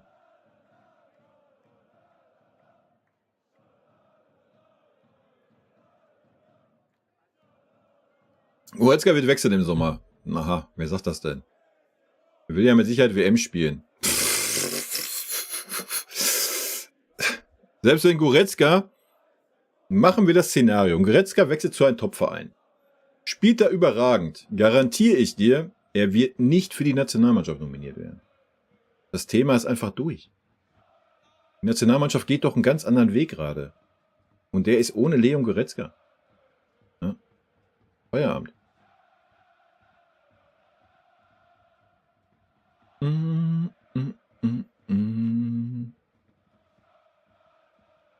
Ja, wir reden seit 2 Jahren über Neuaufbau, ja. Ja. Vor allem reden wir seit 2 Jahren über dieselben Spieler, ne? Und das Schlimme ist, die Spieler sind von Jahr zu Jahr noch schlechter geworden. Außer Kimmich. Kimmich hat dieses Jahr die Kurve gekriegt, alle anderen noch schlechter geworden. Wild, oder?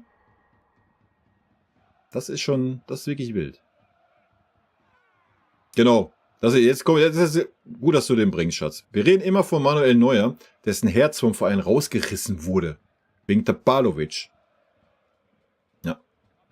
Allein dafür wäre der bei mir schon mal kein Kapitän mehr gewesen in dieser Mannschaft. Ja. Keine Ahnung, gib King Josua, dann performt er nochmal 10% mehr, weil er endlich sein Ziel erreicht hat. Oder meinetwegen Harry Kane, der immer fightet. Ja. Der Einzige, der sich immer den Arsch aufreißt, neben Kimmich. Punkt 1. Und der hätte niemals eine Vertragsverlängerung für 20 Millionen erhalten. Aufgrund welcher Leistungen denn bitte? Junge, der ist Kapitän dieser Mannschaft. Und hat sich öffentlich dahingestellt und hat gesagt, boah, mir wurde vom Verein das Herz rausgerissen. Alter. Ja, dann verpiss dich doch aus diesem Verein, wenn der so ist. Dann geh doch woanders hin. Junge, allein das... Boah, nee, da krieg ich gleich Puls bei dem Take, Alter. Wie kann ich denn so eine Aussage als Verein, als Kapitän treffen dieser Mannschaft? Katastrophe, Alter. Aber der Verein darf da nichts kritisieren, ne? Ja.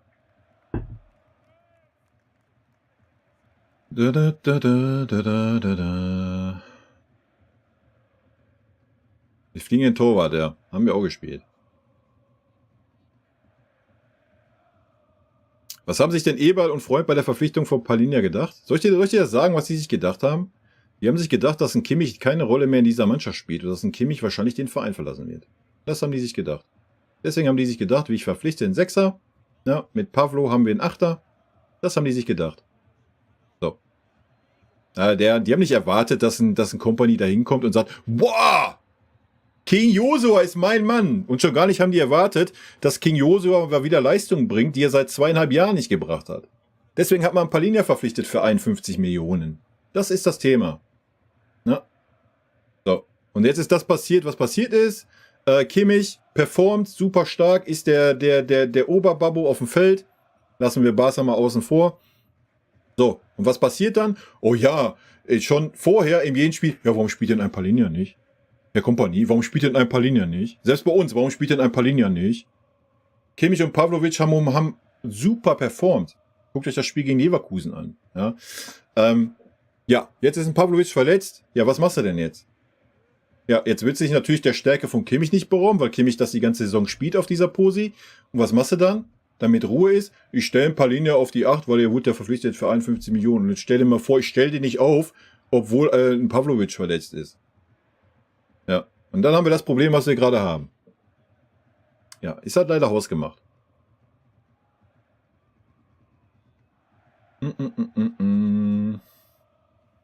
Also ich glaube nicht, dass ein Eber mit einem Neuer verlängern würde. Also wenn der Eber die alleinige Entscheidung hat, sorry Leute. Also man kann ja über einen Eber viel denken, aber blind ist er nicht. Und ich glaube auch nicht, dass er mit dem Sané verlängern wollen würde. Aber wir haben ja gesehen vor der Saison, wie viel ein Eberl zu sagen hat, wa? Weil ein Eberl wollte auch noch, wie hieß er, Dui verpflichten. Ja, aber dann kam ja die Schelte von oben. Hallo, wir sind keine Geldscheißer, wir müssen erstmal Spieler verkaufen. Ja, vielleicht hätte man den Spieler erstmal verpflichten sollen, ja, damit die anderen Spieler noch mehr gesehen hätten, dass sie keine Rolle mehr spielen. Ja? Dann hätten die sich das vielleicht überlegt. Das ist doch das Problem. Und die werden auch nächstes Jahr nicht wechseln. Ein Goretzka wird auch nächstes Jahr nicht wechseln. Der wird sein Arsch bei uns weiter auf die Bank hocken, zieht sich die 17, 18 Mille rein, schaukelt sich die Eier und ist gut. Das wird passieren. Nichts anderes. Und der Gnabry 1:1 dasselbe. Der wird auch nicht wechseln. Warum?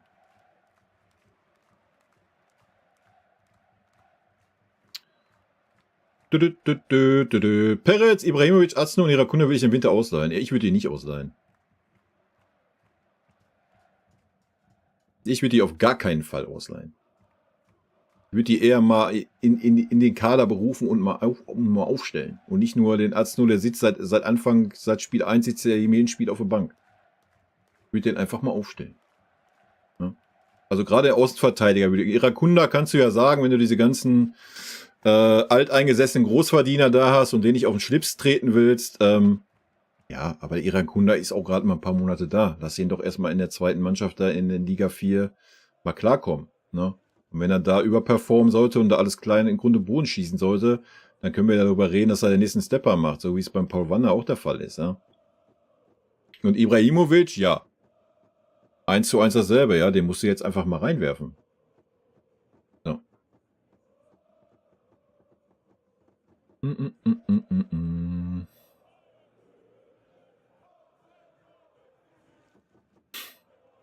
Verstehe das wäre aufgestellte im Moment nicht und es geht mir auch echt auf den Zeiger. Das sind wieder Dinge wie unter Tuchel. Leimer als RV, Kimmich als Sechser, Palinja als Achter, neuer Verlängerung, nein.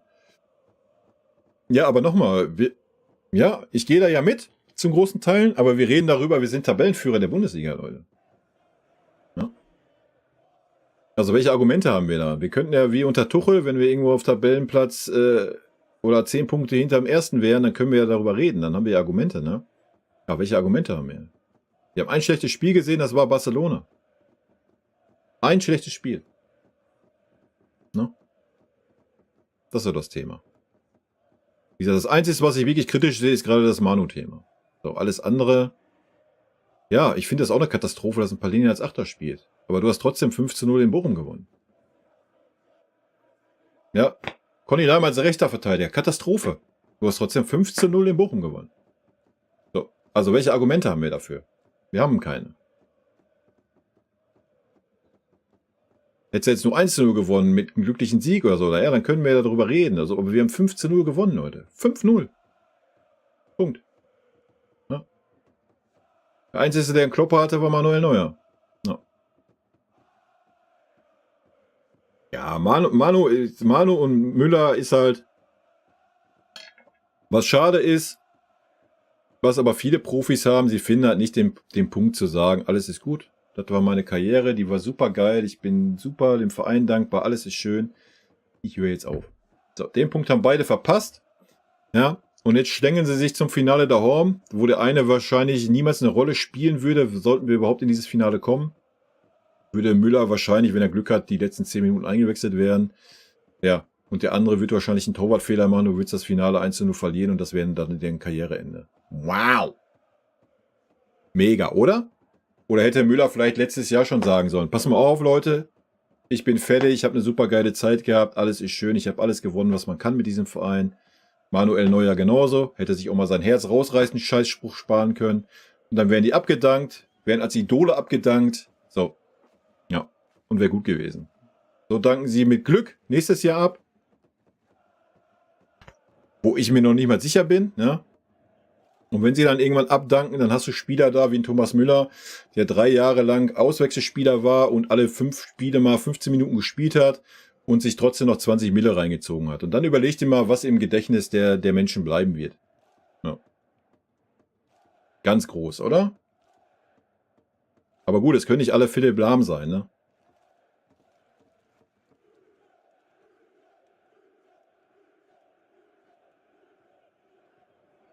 Genau, wir können eine Petition starten. Wir starten eine Petition. Kriegen wir bestimmt ein paar zusammen.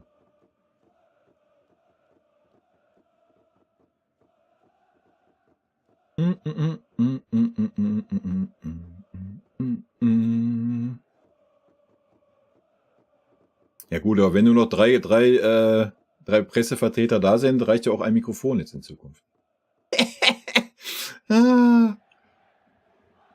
Maler bekommt eine Dauerkarte für Schalke-Kurve. Stimmt, die performen ja auch nicht mehr. Die stellen den Support ja gerade ein für ihre eigene Mannschaft.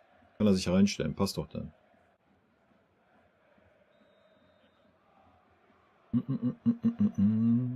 Okay, Chico. Zur Erklärung zum Rage beim Champions League-Spiel. Ich war enttäuscht von der Aufstellung, da wahrscheinlich jeder auf der Welt wusste, dass man Speed braucht, neben und hinter Kane.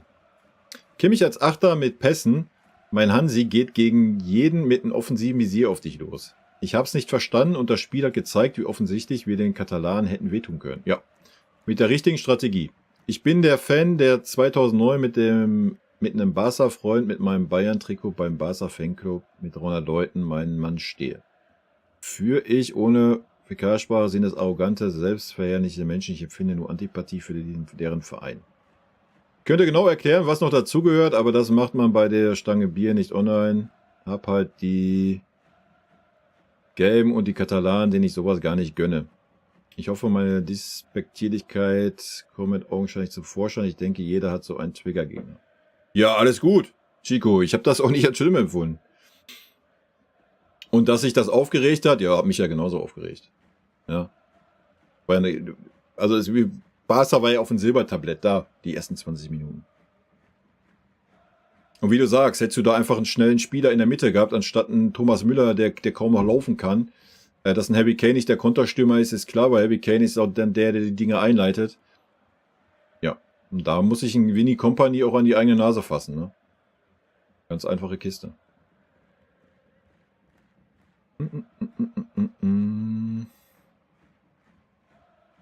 Schreibt die Bild Königsmord in München, also ungefähr. Also ich denke, Champions League wird von Jahr zu Jahr schwieriger werden, glaube ich.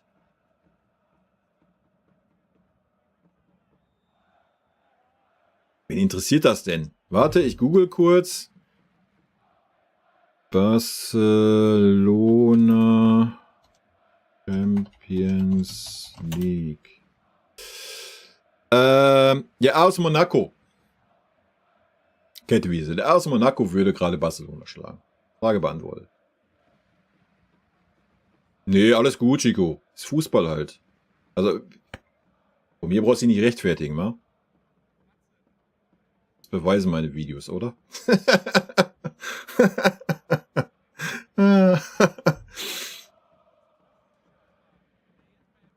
Über die IV kann und sollte man sich auch unterhalten. Sie machen es schon besser als letztes Jahr, aber haben trotzdem noch so wilde Dinger drin.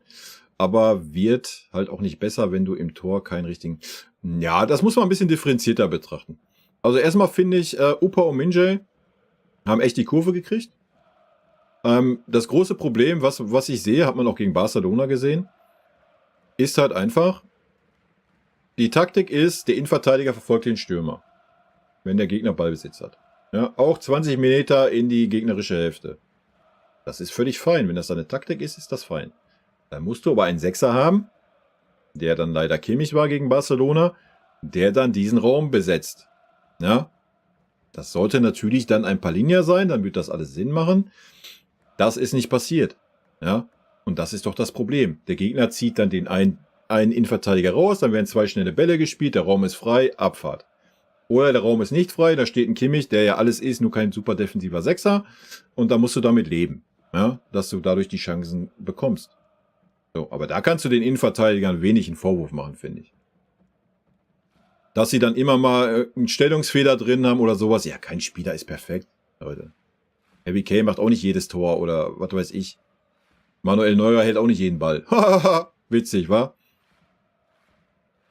So, du wirst ja keinen Spieler haben, der 100% Zweikämpfe gewinnt. Das hast du, das gibt's nicht. Ja? Du wirst also immer mal einen Zweikampf verlieren als Innenverteidiger und dann ist halt der Raum da. Du musst halt dann die Absicherung haben, die diesen Raum ausfüllt. Ja? Das wurde schon ein bisschen angepasst. Gegen Stuttgart war es dann Davis, der, wenn wir in der Rückwärtsbewegung waren, in die Mitte gegangen ist, zwischen die Innenverteidiger. In Barcelona war es Kimmich. Kimmich war leider, hat keinen guten Tag gehabt, ja, war maßlos überfordert. Aber das, wie gesagt, da kann Kimmich auch nichts für. Kimmich kann das nicht. Kimmich ist nicht pressingresistent und wenn ein Gegner schnell umschaltet, guckt euch das Spiel nochmal an. Wie Kimmich überrannt wurde einfach im Mittelfeld. Ja? So. Deswegen in solchen Spielen muss dann da ein Defensiver hin. Ob das ein Palinja ist, ob das eine Dreierkette mit einem Eric Dyer ist, ja, dann reden wir wieder davon, dass er ein bisschen langsam ist. Ja, drauf geschissen, aber du hast hier jemanden, der in dem Raum steht. Ja? So, und da kannst du den Innenverteidigern wenig einen Vorwurf machen.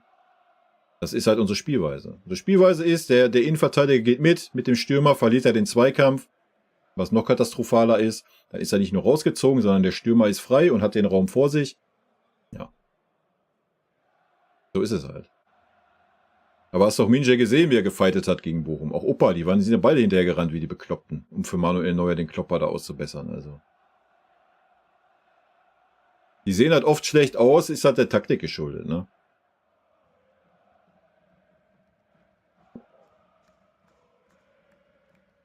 Ja, wieso darf er da nicht in der Kurve jubeln, oder was? Weil wir eine Fanfreundschaft haben mit Bochum, oder was? Oder was? Wie hat er gejubelt? Hat er so gejubelt, oder was? Habe ich das nicht gesehen? Warum soll er da nicht jubeln? Wenn wir ein Tor vor der Bochum-Kurve schießen, darf er wohl auch vor der Bochum-Kurve jubeln. Oder soll er dann bis zu Manuel Neuer zurücklaufen, um in der Bayern-Kurve zu jubeln, oder was? Was ist denn los? Zu Manuel hat das ja nie so weit. Der steht ja schon meistens am Mittelkreis. Ja, aber bis zur Kurve dann nochmal.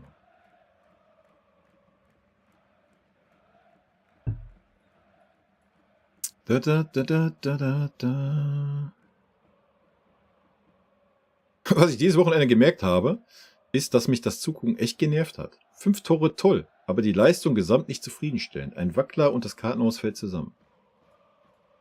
Ja, guck mal, da sind wir doch jetzt bei dem Problem, was wir haben. Was ich ja auch habe ein bisschen, ne?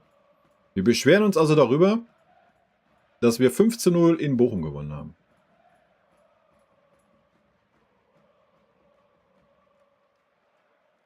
Mehr wollte ich nicht sagen, oder? Glaubst du, dass der Vorstand mit verpassten Finale da oben klarkommen würde? Also ganz ehrlich, wenn ernsthaft einer im Vorstand glaubt, dass wir das Finale da oben erreichen können, dann ist der auch irgendwie auf einem anderen Planeten. Ja, dann lebt er im Paralleluniversum. Sorry. Ist lächerlich. Es ist lächerlich, aktuell nur daran zu glauben, dass wir das Finale da oben erreichen können.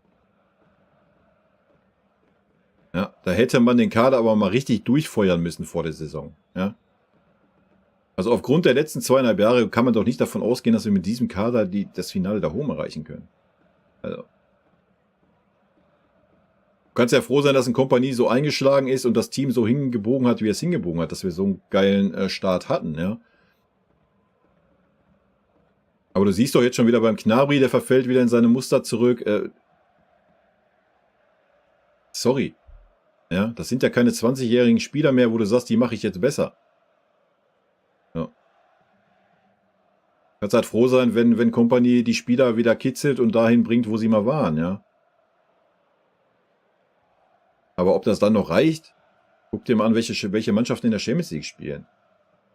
Also, nee. Für mich haben wir, ja klar, wenn alles zusammenpasst, keine Ahnung, du das Fußballglück hast, bla, Sülz, ja, keine Ahnung. Ja, aber realistisch, nein. Wer das gerade als realistisch sieht, dass wir ansatzweise ins Champions League Finale kommen, I don't know. Der hat dann auch eine andere Meinung von Fußball.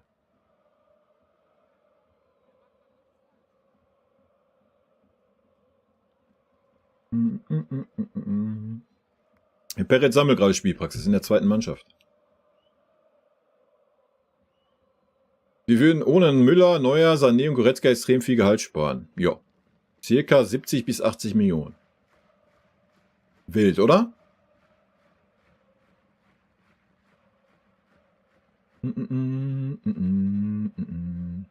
Chico, warum sollst du nerven?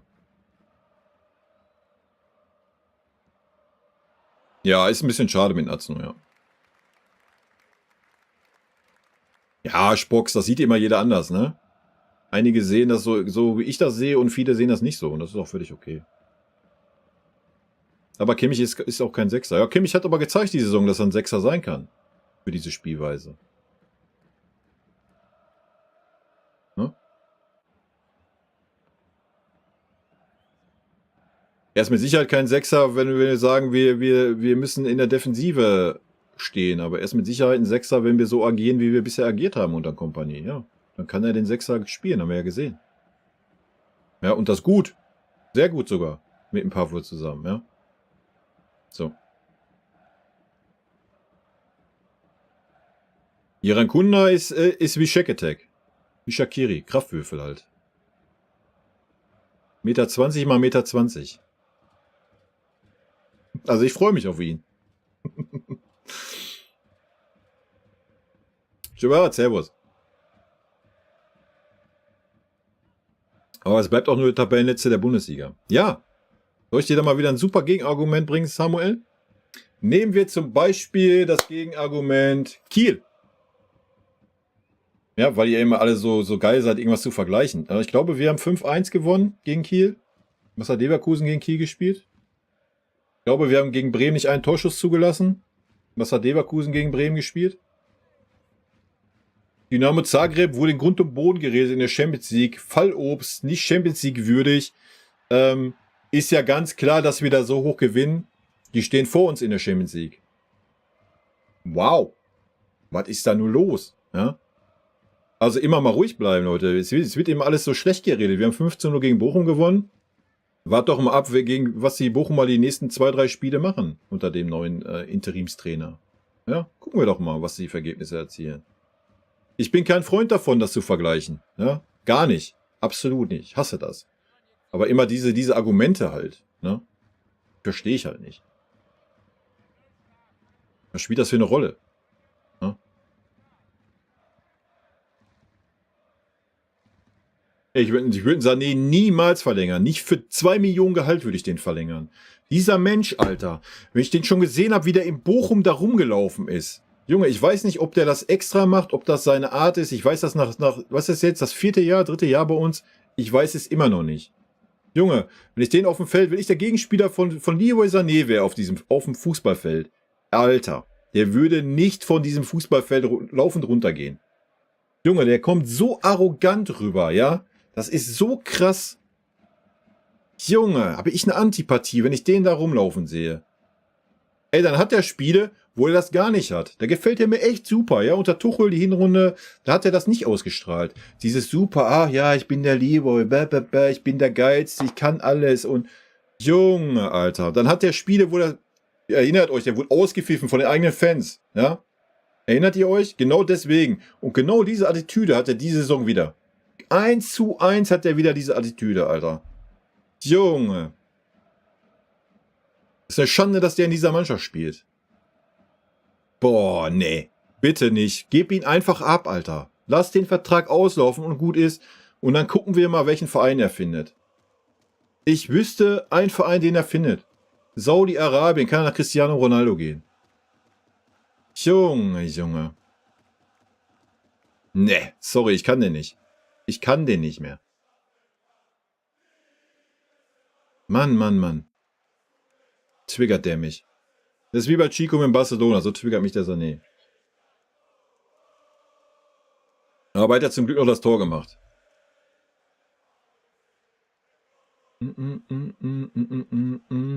Ja, aber Andreas, wie willst du denn das Gehaltsgefüge jetzt korrigieren? Nochmal, du behältst Spieler in dieser Mannschaft, verlängerst Verträge mit dem Thomas Müller, der ein Standby-Spieler ist, der 15 Minuten alle 3 Spiele spielt, für 20 Millionen. So. Und dann wunderst du dich, dass ein Jamal Musiala kommt und sagt, ja, was hätte ich denn jetzt für Vorstellungen? Ich bin das Gesicht des FC Bayern der Zukunft in der Offensive. Ich spiele eigentlich jedes Spiel. Mein Backup, der alle 3 Spiele 15 Minuten spielt, bekommt 20 Millionen. Ja, was habe ich denn dann für Gehaltsvorstellungen? Ja. Hä? Fragen? Denke nicht, oder? Junge, Junge.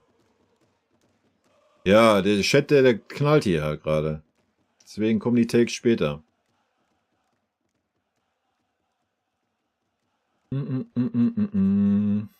Kimmich sieht endlich wieder aus wie ein Mensch, ey. Ist gut so. Nee, aber du kannst doch kein Gehaltsgefüge dann so, da musst du mal knaller durchgreifen, so, weißt du? Allein auf die Idee zu kommen, ja? Auf die Idee zu kommen, mit einem Manuel Neuer und einem Thomas Müller für dasselbe Gehalt zu verlängern, ist eine Katastrophe. Katastrophe. Verstehe ich nicht. Ich vermisse Kimmichs Protobacken nicht, nee. Kimmich ist so langsam für RV, ja. Ja, na klar. Sieht man in der deutschen Nationalmannschaft, ne? Katastrophen immer da gespielt, also war wirklich schlecht. War völlig überfordert, der gute Mann. Ja. Ja. Weil eigentlich, deswegen setzen sich ja auch die Sprinter durch, ne? Du brauchst keinen Fußball mehr spielen, du musst keinen Sachverstand mehr haben im Fußball, du musst keine Pässe spielen können. Es reicht einfach, wenn du schnell bist. Wir holen uns einfach 11 Alphonso Davies und gut ist, oder? Dann sind wir die weltbeste Mannschaft dieser Welt. Aber Geschwindigkeit ist alles im Fußball. Junge, was ein dummer Take. Hast du mal Lamine Jamal gegen Alphonso Davies gesehen? Schon das beste Beispiel. Der Fonsi ist 3-mal hin und her an ihm vorbeigerannt, weil er so super schnell ist und hat nicht einmal den Ball gesehen. Merkst du was? Junge, immer dieser Geschwindigkeit ist alles. Natürlich ist es schön, wenn ein Innenverteidiger, ein Außenverteidiger zusätzlich zu allem anderen noch schnell ist. Ja? Aber du siehst doch an Alphonso Davies, dass es dir nichts bringt, wenn du nur schnell bist. Junge.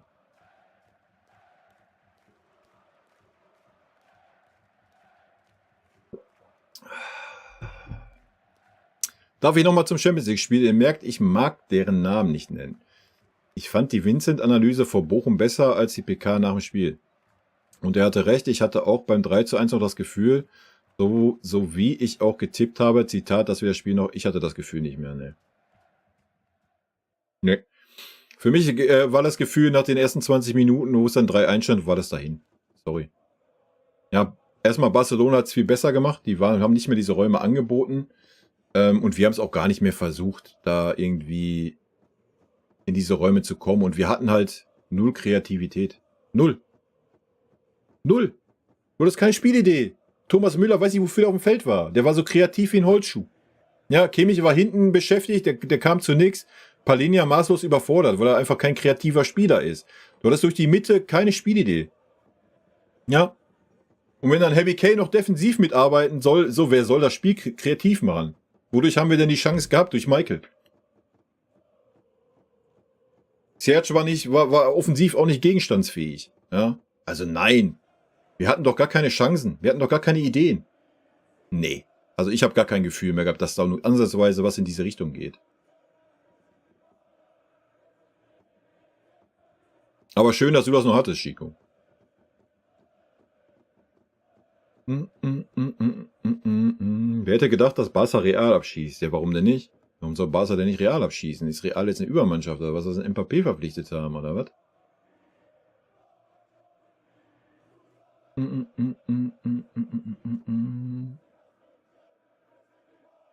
Ja, wir sehen doch guten Fußball dieses Jahr.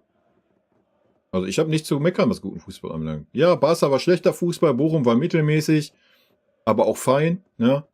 Die Leistung hat gereicht, um 15-0 zu gewinnen. Also wir sehen doch guten Fußball. Gibt doch nichts zu meckern gerade. Hanno sieht sich nach Rekordmeister Bundesligaspiele. Aha. Müller Ende der Saison auf über 500. Ja, ist das nicht irgendwie Charlie Körbel mit 600 und sonst was? Wer soll das denn erreichen von denen? Ja, Finale der Horm ist super unrealistisch aktuell. Ja, ich drück alle Daumen für den VfL, Alter. Super schade, dass sie überhaupt in dieser Lage sind.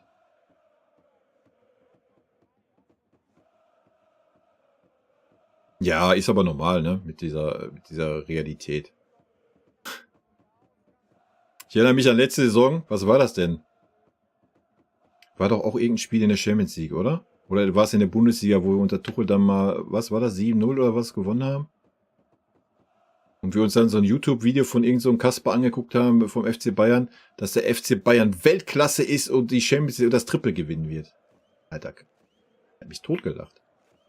Ja, diese Leute hast du immer. Du hast jetzt die Leute auch bei Barcelona. Barcelona ist jetzt die Mannschaft die nächsten 30 Jahre und gewinnt jedes Jahr das Triple. Ja. Und ich schwör's euch, dann kommt so ein abgewichstes Atletico Madrid oder was weiß ich, irgendein Benfica oder FC Porto, die super defensiv stehen und fahren einen Konter, so 1-0, boom, Barcelona raus. Ja. Kennen wir alle, oder?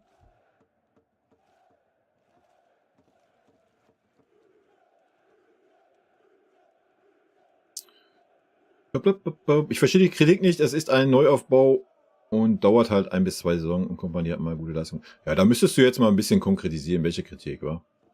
Also ich denke schon, dass man Neuer kritisieren kann. Ich denke, dass man auch so eine Aufstellung von Conny Leim als RV kritisieren kann, das denke ich schon.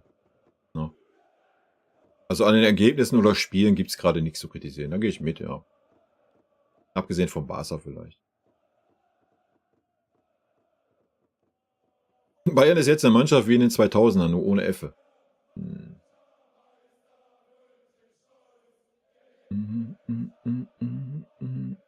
Soweit gehört aber auch mit einem schlechten Trainer, schlechter Leistung sind wir im Champions League Halbfinale gewesen und ohne Neuer wieder steht man im Finale.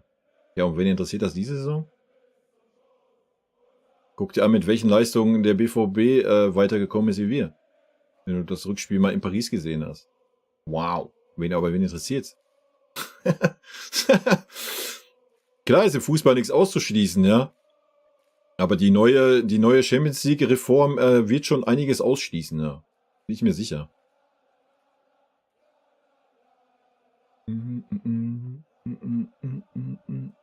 klar dürfen wir träumen, klar darf man Hoffnung haben. Und vielleicht entwickelt sich auch alles super positiv. Ist auch alles gut, kann ja auch sein, ja. Aber aktuell daran zu glauben, ist halt fahrlässig in meinen Augen. Ja, habe ich auch gelesen. Steht ja als ob in der Zeitung, wir sollen den verpflichten, mal. Ja, klar. Der ist ja auch so super schnell, oder? Habe ich ja gerade gehört, hier das Argument. Deswegen darf ja ein Eric Dyer auch nicht spielen, weil er auch so langsam ist. Und dann willst du einen Weigel van Dijk verpflichten, oder was? Wilder Take, ey.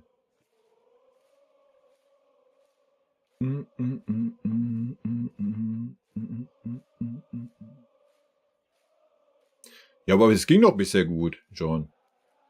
Also das Problem ist nicht, sich darüber zu freuen, hoch zu gewinnen. Es ist die Zuversicht, die fehlt, dass das auf Dauer alles gut geht. Vor allem, wenn man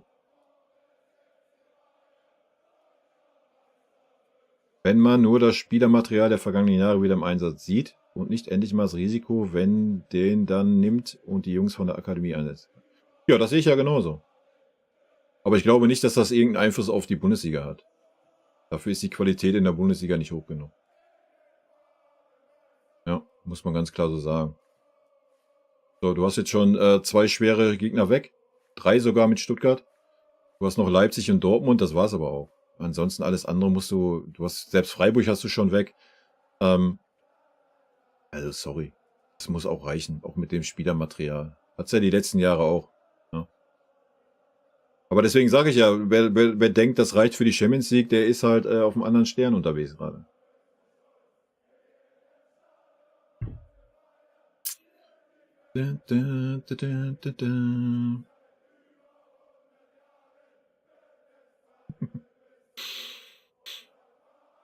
Chico, komm, da gehe ich drauf ein.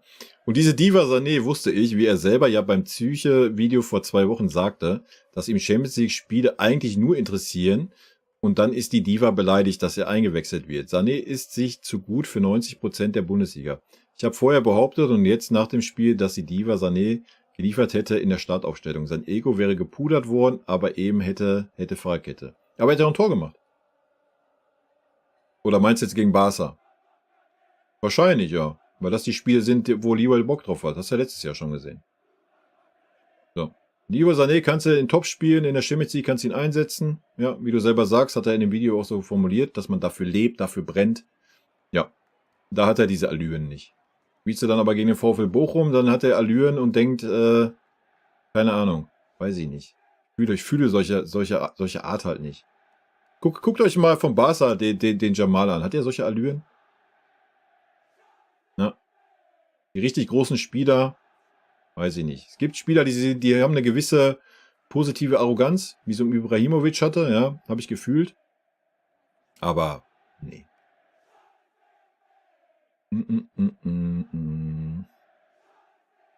Ja, natürlich macht Kompanie auch Fehler. Ist ein Mensch, Alter. Jeder Mensch macht Fehler. Wir machen alle Fehler. Ja? Und du musst auch mal sehen, dass das sein erster großer Verein ist. Er ist noch ein junger Trainer. Natürlich wird er Fehler machen, ne? Das wussten wir aber auch vorher und das ist auch fein. Ne? Aber klar kann man dann darüber reden und das auch kritisieren, aber man muss ihnen das zugestehen, ohne Wenn und Aber. Ne? CSV im Mittelfeld, seit Pablo weg ist, fast kein Spielaufbau. Ja, genau. Aber wie auch? Ja, da können wir ja gerne nochmal zum Topic zurückkommen hier, bevor um 20 Uhr Feierabend ist. Wie denn auch? Wenn ein Palinja für den Spielaufbau da sein soll. Wie? Das ist dasselbe wie Neon Goretzka. Ein Palinja eiert da meistens rum, den siehst du dann auch 40 Minuten nicht wie ein Neon Goretzka sonst.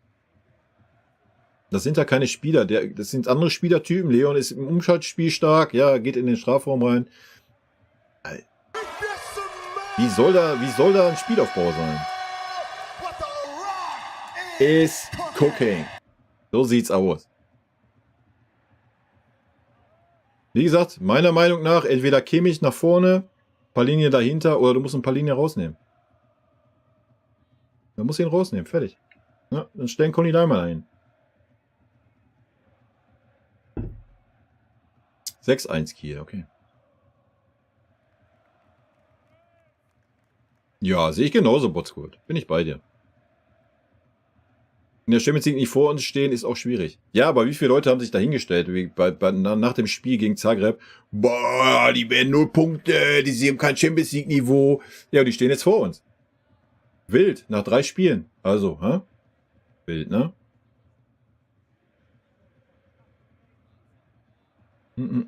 Ich würde den auch nicht verlängern für einen Euro. Der ist einfach, ja, der Typ passt nicht zu uns. Fertig. Ganz einfach.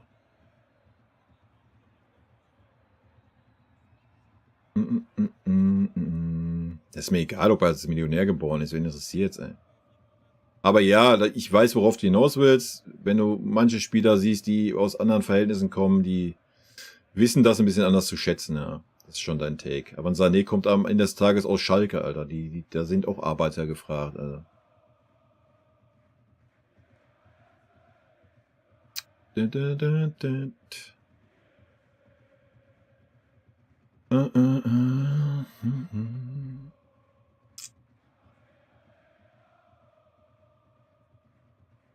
Musiala träumt schon von Madrid. Aha.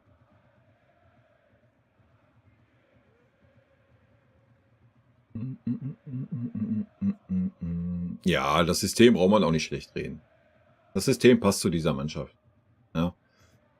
Was halt gerade das Problem mit Pavlo jetzt? Ja, das ist natürlich ein Rückschlag. Und man muss ein paar Stellschrauben drehen, was die defensive Absicherung angeht. Aber ansonsten, das System passt doch, sieht man doch.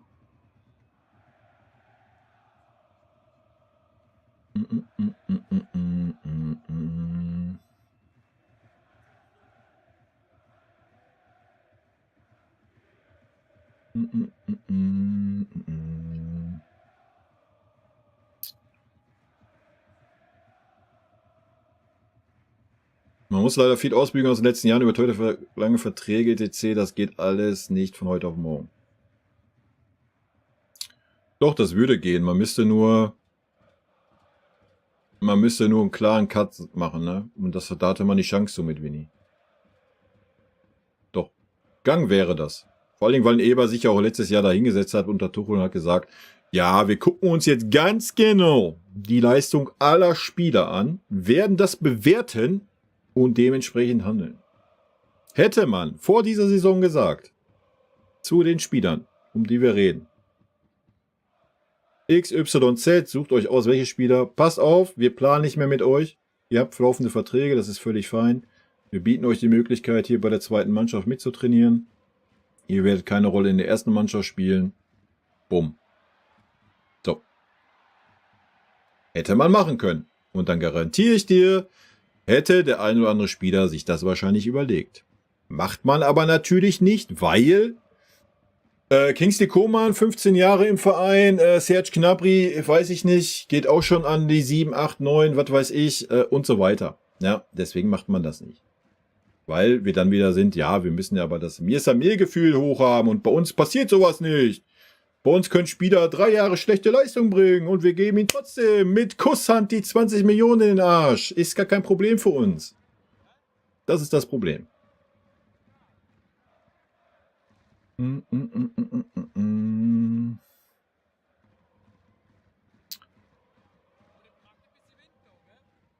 Ja, aber dann hättest du schon, dann hätten schon Wechsel stattfinden müssen, Chico, in der Halbzeit bei Barca. Ja, da hätte ich vielleicht auch noch ein bisschen Hoffnung gehabt. Aber es kam ja dieselbe Mannschaft auf Feld. 1:1. Ja.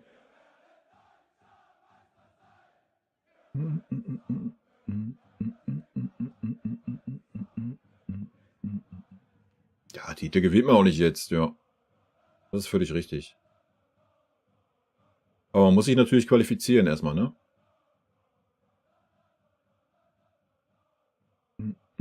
Ja, die Teamleistung ist ja unter Kompanie um Längen besser. Wir haben ja endlich wieder ein Team auf dem Feld, ne?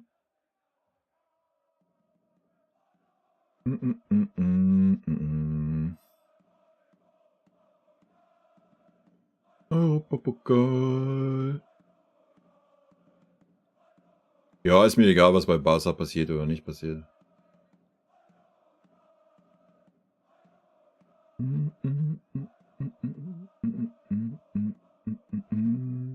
Die Bundesliga gewinnen wir sowieso. Aha, wieso?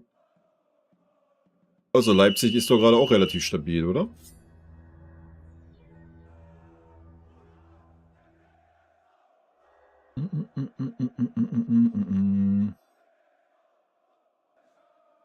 Die Frage stellen darf, wer spielt für das allgemeine Spiel eine größere Rolle? Kimmich oder Pavlovic?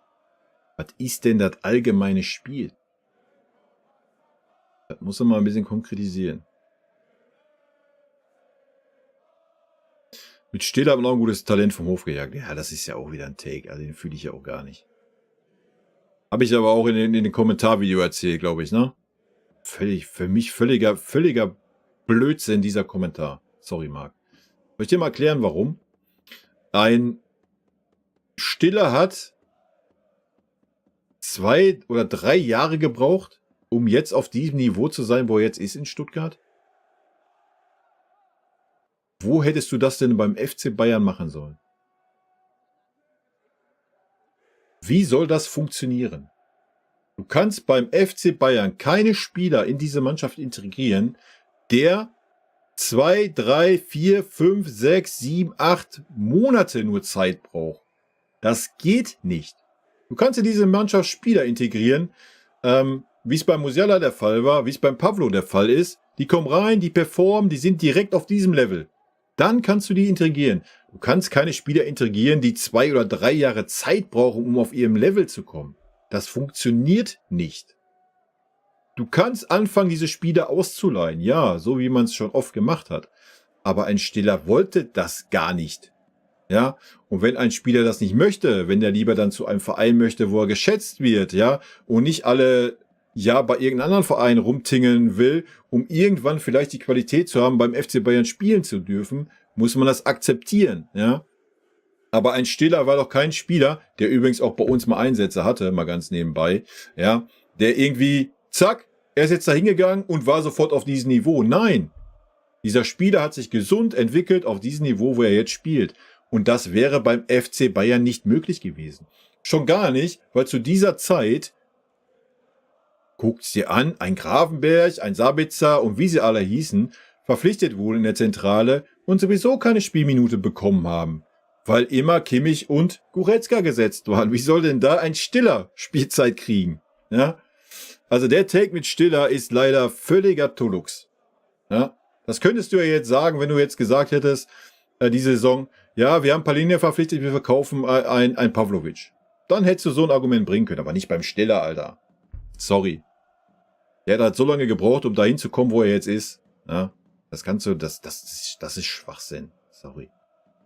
Ach komm, ey, Sané ziehen wir auch seit 4 Jahren durch. Da warten wir auch immer noch drauf, dass er irgendwo mal ganz oben ankommt.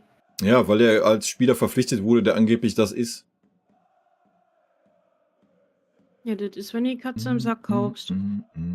Ja, das war halt der Größenwahn, wo wir immer noch darauf aus sind. Ja, wir sind der Uli Hoeneß, wir sind der FC Deutschland, wir müssen alle deutschen Nationalspieler, die irgendwo ein bisschen Leistung bringen, beim FC Bayern versammeln, weil wir ja die deutsche Nationalmannschaft repräsentieren müssen.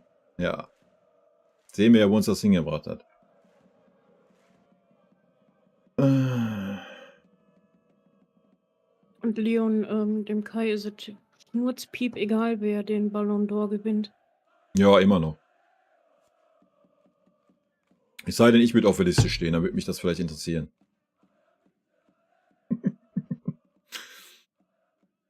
Seltsam, dass ein Trainer, der ehemals Verteidiger war, nicht einsieht, dass man sicher hinten steht. Weiß ich nicht, stehen wir denn nicht sicher hinten? So. Geh doch mal die Saison durch. Ja. Du hast Barca, du hast Frankfurt. Das sind deine Argumente. Und weiter? Du hast gegen Stuttgart zu 0 gewonnen. Du hast gegen Bremen keinen Torschuss zugelassen. Ja? Du hast gegen Leverkusen, eine Ecke geschenkt, sonst glaube ich einen Torschuss zugelassen. Das sind alles Mannschaften, die, glaube ich, nicht so eine schlechte Offensive haben, oder? Kann man dann davon reden, wir sind nicht sicher hinten? Hier steht ja immer so auf Statistiken, wenn man die Statistik nimmt, dass wir die wenigsten Torschüsse zugelassen haben in ganz Europa. Vor Barcelona-Spiel. In ganz Europa. Können wir dann davon reden, wir stehen nicht sicher hinten? Weiß ich nicht. Vielleicht, wenn wir einen Torwart gehabt hätten, der mal einen Ball gehalten hätte. In 2 Spielen von 7 Schüssen, die auf sein Tor gingen. Wären die Spiele vielleicht auch gar nicht so ausgegangen. Können wir dann davon reden, wir stehen nicht sicher? Weiß ich nicht. Ne, man muss ja mal alle Spiele sehen. Und wenn die Philosophie nun mal ist, dass wir den Gegner gar nicht erst den Ball lassen, den Gegner gar nicht erst dazu kommen lassen, überhaupt Chancen zu kreieren, dann brauchen wir auch nicht darüber reden, wie sicher oder unsicher man hinten steht. Und das ist halt die Philosophie von Vincent Kompany. Ja.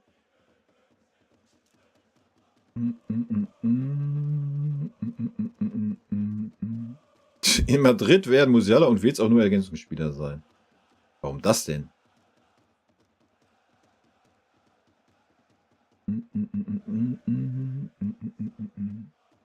Weiß ich nicht.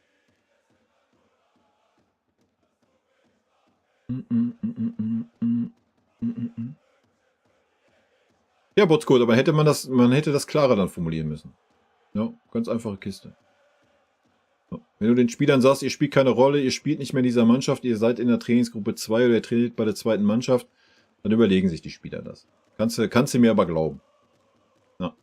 Wenn man das aber nicht macht und sagt, ja, wir würden dich gerne loswerden, aber wenn das nicht passiert, bist du natürlich Teil dieser Mannschaft und kannst dich beweisen und ist gar kein Problem und Friede, Freude, Eierkuchen. Ja, warum soll der Spieler dann wechseln? So. Das ist wie Ficken ohne reinstecken. Ja, um es mal klipp und klar zu sagen. Ja. Sagt den Leuten, wir planen nicht mehr mit dir, du kannst gerne, wir haben einen Vertrag, du darfst hier trainieren, so wie es schon 100.000 andere Vereine getan haben. Und dann wechseln diese Spieler, weil sie nun mal Fußballer sind und spielen wollen. Ja? Aber sagt denen doch nicht, wir wollen dich nicht mehr, aber wenn du keinen Verein findest oder wenn du nicht willst, ist alles gut. Darfst du wieder beim Team sein, du spielst hier, kannst dich beweisen, alles ist tutti, wir zahlen dir das Geld weiter, wir lieben dich eigentlich. Ja, wie soll das funktionieren, Alter? So, da müssen klare Maßnahmen kommen und klare Aussagen. Feierabend. Und dann wechseln diese Spieler auch. Anders geht's nun mal nicht. Wir reden immer davon, so von dieser Fußballromantik wegzukommen. Das sind Spieler, die verdienen 20 Millionen im Jahr. Da sagen die doch nicht freiwillig, ach nee, nehme ich nicht mehr. Nee, alles gut. Ich gehe jetzt woanders hin, weißt du? Da fühle ich mich vielleicht nicht wohl, das ist alles neu für mich. Da muss ich mich beweisen, kriege vielleicht nur die Hälfte Geld, aber mache ich. Ja, gar kein Problem, nur weil ihr mich hier nicht mehr wollt. Leute. Klipp und klar, musst du Nägel mit Köpfe machen. Dann werden die Spieler gewechselt, 100 Pro. Ja, aber das hast du nicht gemacht. So, warum ist denn der Leon da geblieben? Er hatte Angebote, warum denn? Hättest du Leon gesagt, Alter, du spielst keine Rolle mehr, du gehst in die zweite Mannschaft, der wäre gewechselt, aber 100 Pro. Tut man halt nicht.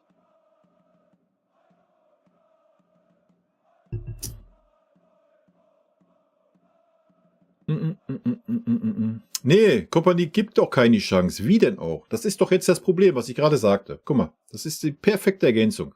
Wir haben allgemein, seitdem Freund da ist, Riesentalente geholt. Kompanie gibt leider keinem davon die Chance. Bis jetzt zumindest. Ja, warum? Weil die Spieler alle da sind.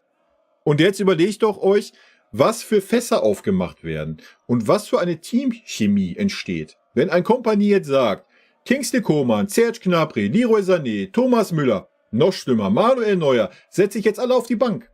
Ist mir egal. Ja, und dann stelle ich dafür einen Iran Kunde auf, der aus der zweiten Mannschaft kommt. Ich stelle einen Aznu auf, Hauen Davis noch auf die Tribüne. So, das kannst du doch aber nicht einen neuen Trainer aufbürden. Sorry, das kannst du nicht dem Trainer aufbürden. Das hätte ein Eberl vor der Saison machen müssen. Wie ich es gerade gesagt habe. Sagen, zack, wir planen nicht mit euch, ihr könnt hier weiter trainieren, ihr spielt keine Rolle. Raus. Feierabend. Die dürfen nicht Teil dieser Mannschaft sein. Das verseucht doch das ganze Klima. Ja? So. Aber das kannst du doch nicht den Kompanie jetzt aufbürden. Du nagelst den Kompanie doch an die Wand, Alter. Der braucht doch nur ein Spiel dann nicht gewinnen, wenn diese Spieler alle keine Rolle mehr spielen und auf die Tribüne sitzen. Und er an die jungen Spieler mitnimmt. Und wir verlieren ein Spiel. Alter, der wird zerrissen. Von allen Seiten. Und wahrscheinlich in erster Linie von 80% von euch hier im Chat. Ja? So. Kannst du nicht. Das kannst du nicht einen Trainer aufbürden. Sorry. Da können wir ihm keinen Vorwurf rausdrehen jetzt. Ja? Kompanie hat es hingekriegt, aus diesen ganzen scheiß Egoisten, die da rumlaufen, aus diesen ganzen Grüppchen, wenigstens wieder eine Einheit zu bilden. Und dass er jetzt nicht anfängt und sagt, ja, jetzt mache ich aber hier, da und da, ist doch logisch, Leute. Also da müssen wir in Kompanie mal ein bisschen rausnehmen aus dieser Gleichung. Ja, ich finde das auch scheiße, mich riecht das auch auf, ja. Aber das muss von anderer Seite kommen. Ja? Das kann nicht in Kompanie machen. Weil ihr wisst selber, so, Serge ist der beste Kumpel von Kimmich. Der ist mit dem und der ist mit dem und der mit dem. Und wenn der Trainer jetzt zu dem sagt, hör mal, du gehst auf dich, plane ich nicht mehr, dann ist der pissig, der ist pissig, der fühlt sich auch angekackt. So, kannst du vergessen. Ja? Kann Kompanie nicht bringen. Haben wir letztes Jahr schon unter Tuchel gesehen. Kann er nicht. Dafür haben wir einen Sportvorstand und einen Sportdirektor. Die hätten das machen müssen vor der Saison. Feierabend. Ja? So. Die haben es versucht, aber nur halbherzig. Deswegen sind die Spieler alle da und deswegen muss Kompanie die alle bei Laune halten. Ja? Das ist das große Problem. Und da kannst du jetzt nicht sagen, ja, ich ignoriere die alle und bring dann jetzt in ihren Kunde rein. Wir würden das alle wünschen. Ich als Erster. Ja? 100% true. Gehe ich mit. Sorry, kann Kompanie aber nicht bringen. Weil dann haben wir dasselbe Problem wie unter Tuchel. Ja, dann bricht diese Mannschaft wieder in 20.000 Teile, ist keine Einheit mit dem Trainer mehr. Nein, geht nicht. Kann er nicht. Muss ich eine Lanze für ihn brechen. Ja? Das hätte von anderer Stelle kommen müssen.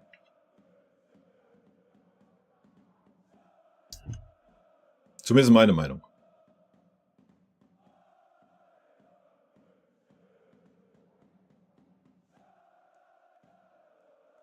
Ja, Olli, Petting halt. Ist das. Petting.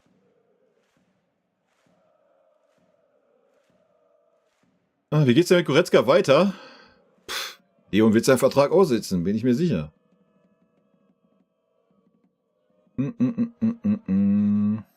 FSK 16, ja, mein Gott.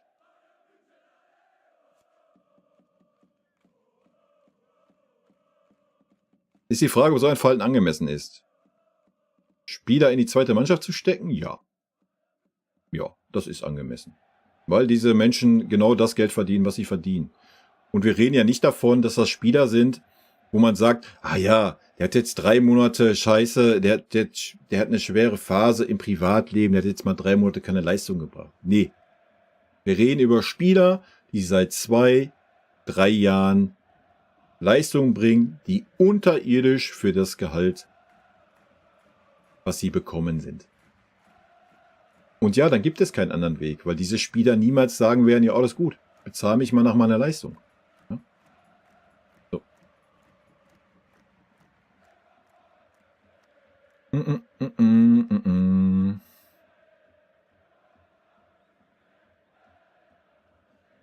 Koppmann hat einen sehr guten Job bis jetzt gemacht. Ja, 100% true. Gar keine Frage. Wie gesagt, allein aus diesem Trümmerhaufen, der in den letzten 2 Jahren da entstanden ist, innerhalb dieser Mannschaft, wieder so eine Einheit zu bilden, mit wirklich nur einem Neuzugang, ja, dasselbe Spielermaterial, hat er einen Bärenjob gemacht. Das darf man nicht vergessen. Ja. Ist halt so.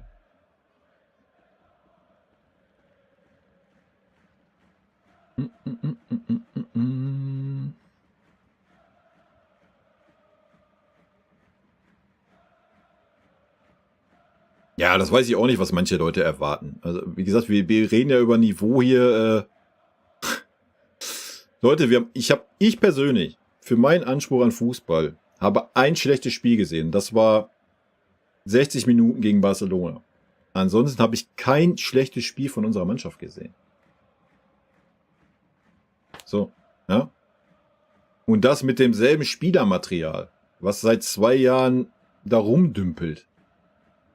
Na? Das ist schon eine starke Leistung. Das muss man mal klar sagen. Also vergleich das mit Tuchel. Tuchel hat dasselbe Spielermaterial gehabt. Die Frage ist halt, bleibt das so? Nochmal, oder was heißt nochmal, abschließend. Nagelsmann hatte damals denselben Start. 1:1. 1:1. Derselbe Hype, derselbe Start, supergeiler Fußball, Kombinationsfußball, hin und her. Und dann hat er irgendwann die Kontrolle verloren. Ich persönlich glaube nicht, dass das beim Vinny passiert. Dafür ist ein Vinny zu sehr Türsteher.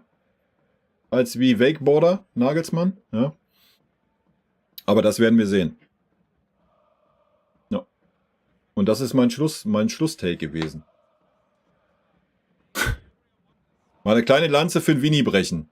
Auch wenn ich natürlich auch kritisiere manche Aufstellungen und so weiter, muss schon dann im Hinterkopf haben, warum, wieso, weshalb das so ist. Ja? Und warum er nicht sagen kann, ja, ich nehme jetzt aber den Spieler. Einzigste Take, Aznu verstehe ich nicht. Ja? Weil da hast du das nicht. Auf diesen Positionen. Da hättest du ihn locker aufstellen können. Gut, Leute, ist Feierabend für heute, weil ich habe jetzt noch andere Dinge zu tun. Wir sehen uns. Apropos Türsteher, die Bomberjacke gibt es jetzt im Bayern-Shop. Ist aber schon ausverkauft. Ja, wie überraschend. Wir sehen uns live nächsten Montag und ansonsten auf YouTube, Leute. Ich wünsche euch einen wunderschönen Montagabend. Ich hoffe, einen guten Start in die Woche. Bleibt gesund und bis dann. Ciao. Und schön, dass ihr da wart. Und Chico, danke für deine Wettschuldeneinlösung. Und danke nochmal an... Kriege ich das auf die Schnelle hin? Ich hoffe. Wenn er mitspielt. Ne, kriege ich nicht so schnell hin. Für die 20 Schweizer Franken auf jeden Fall. Vielen lieben Dank. Tschüssi!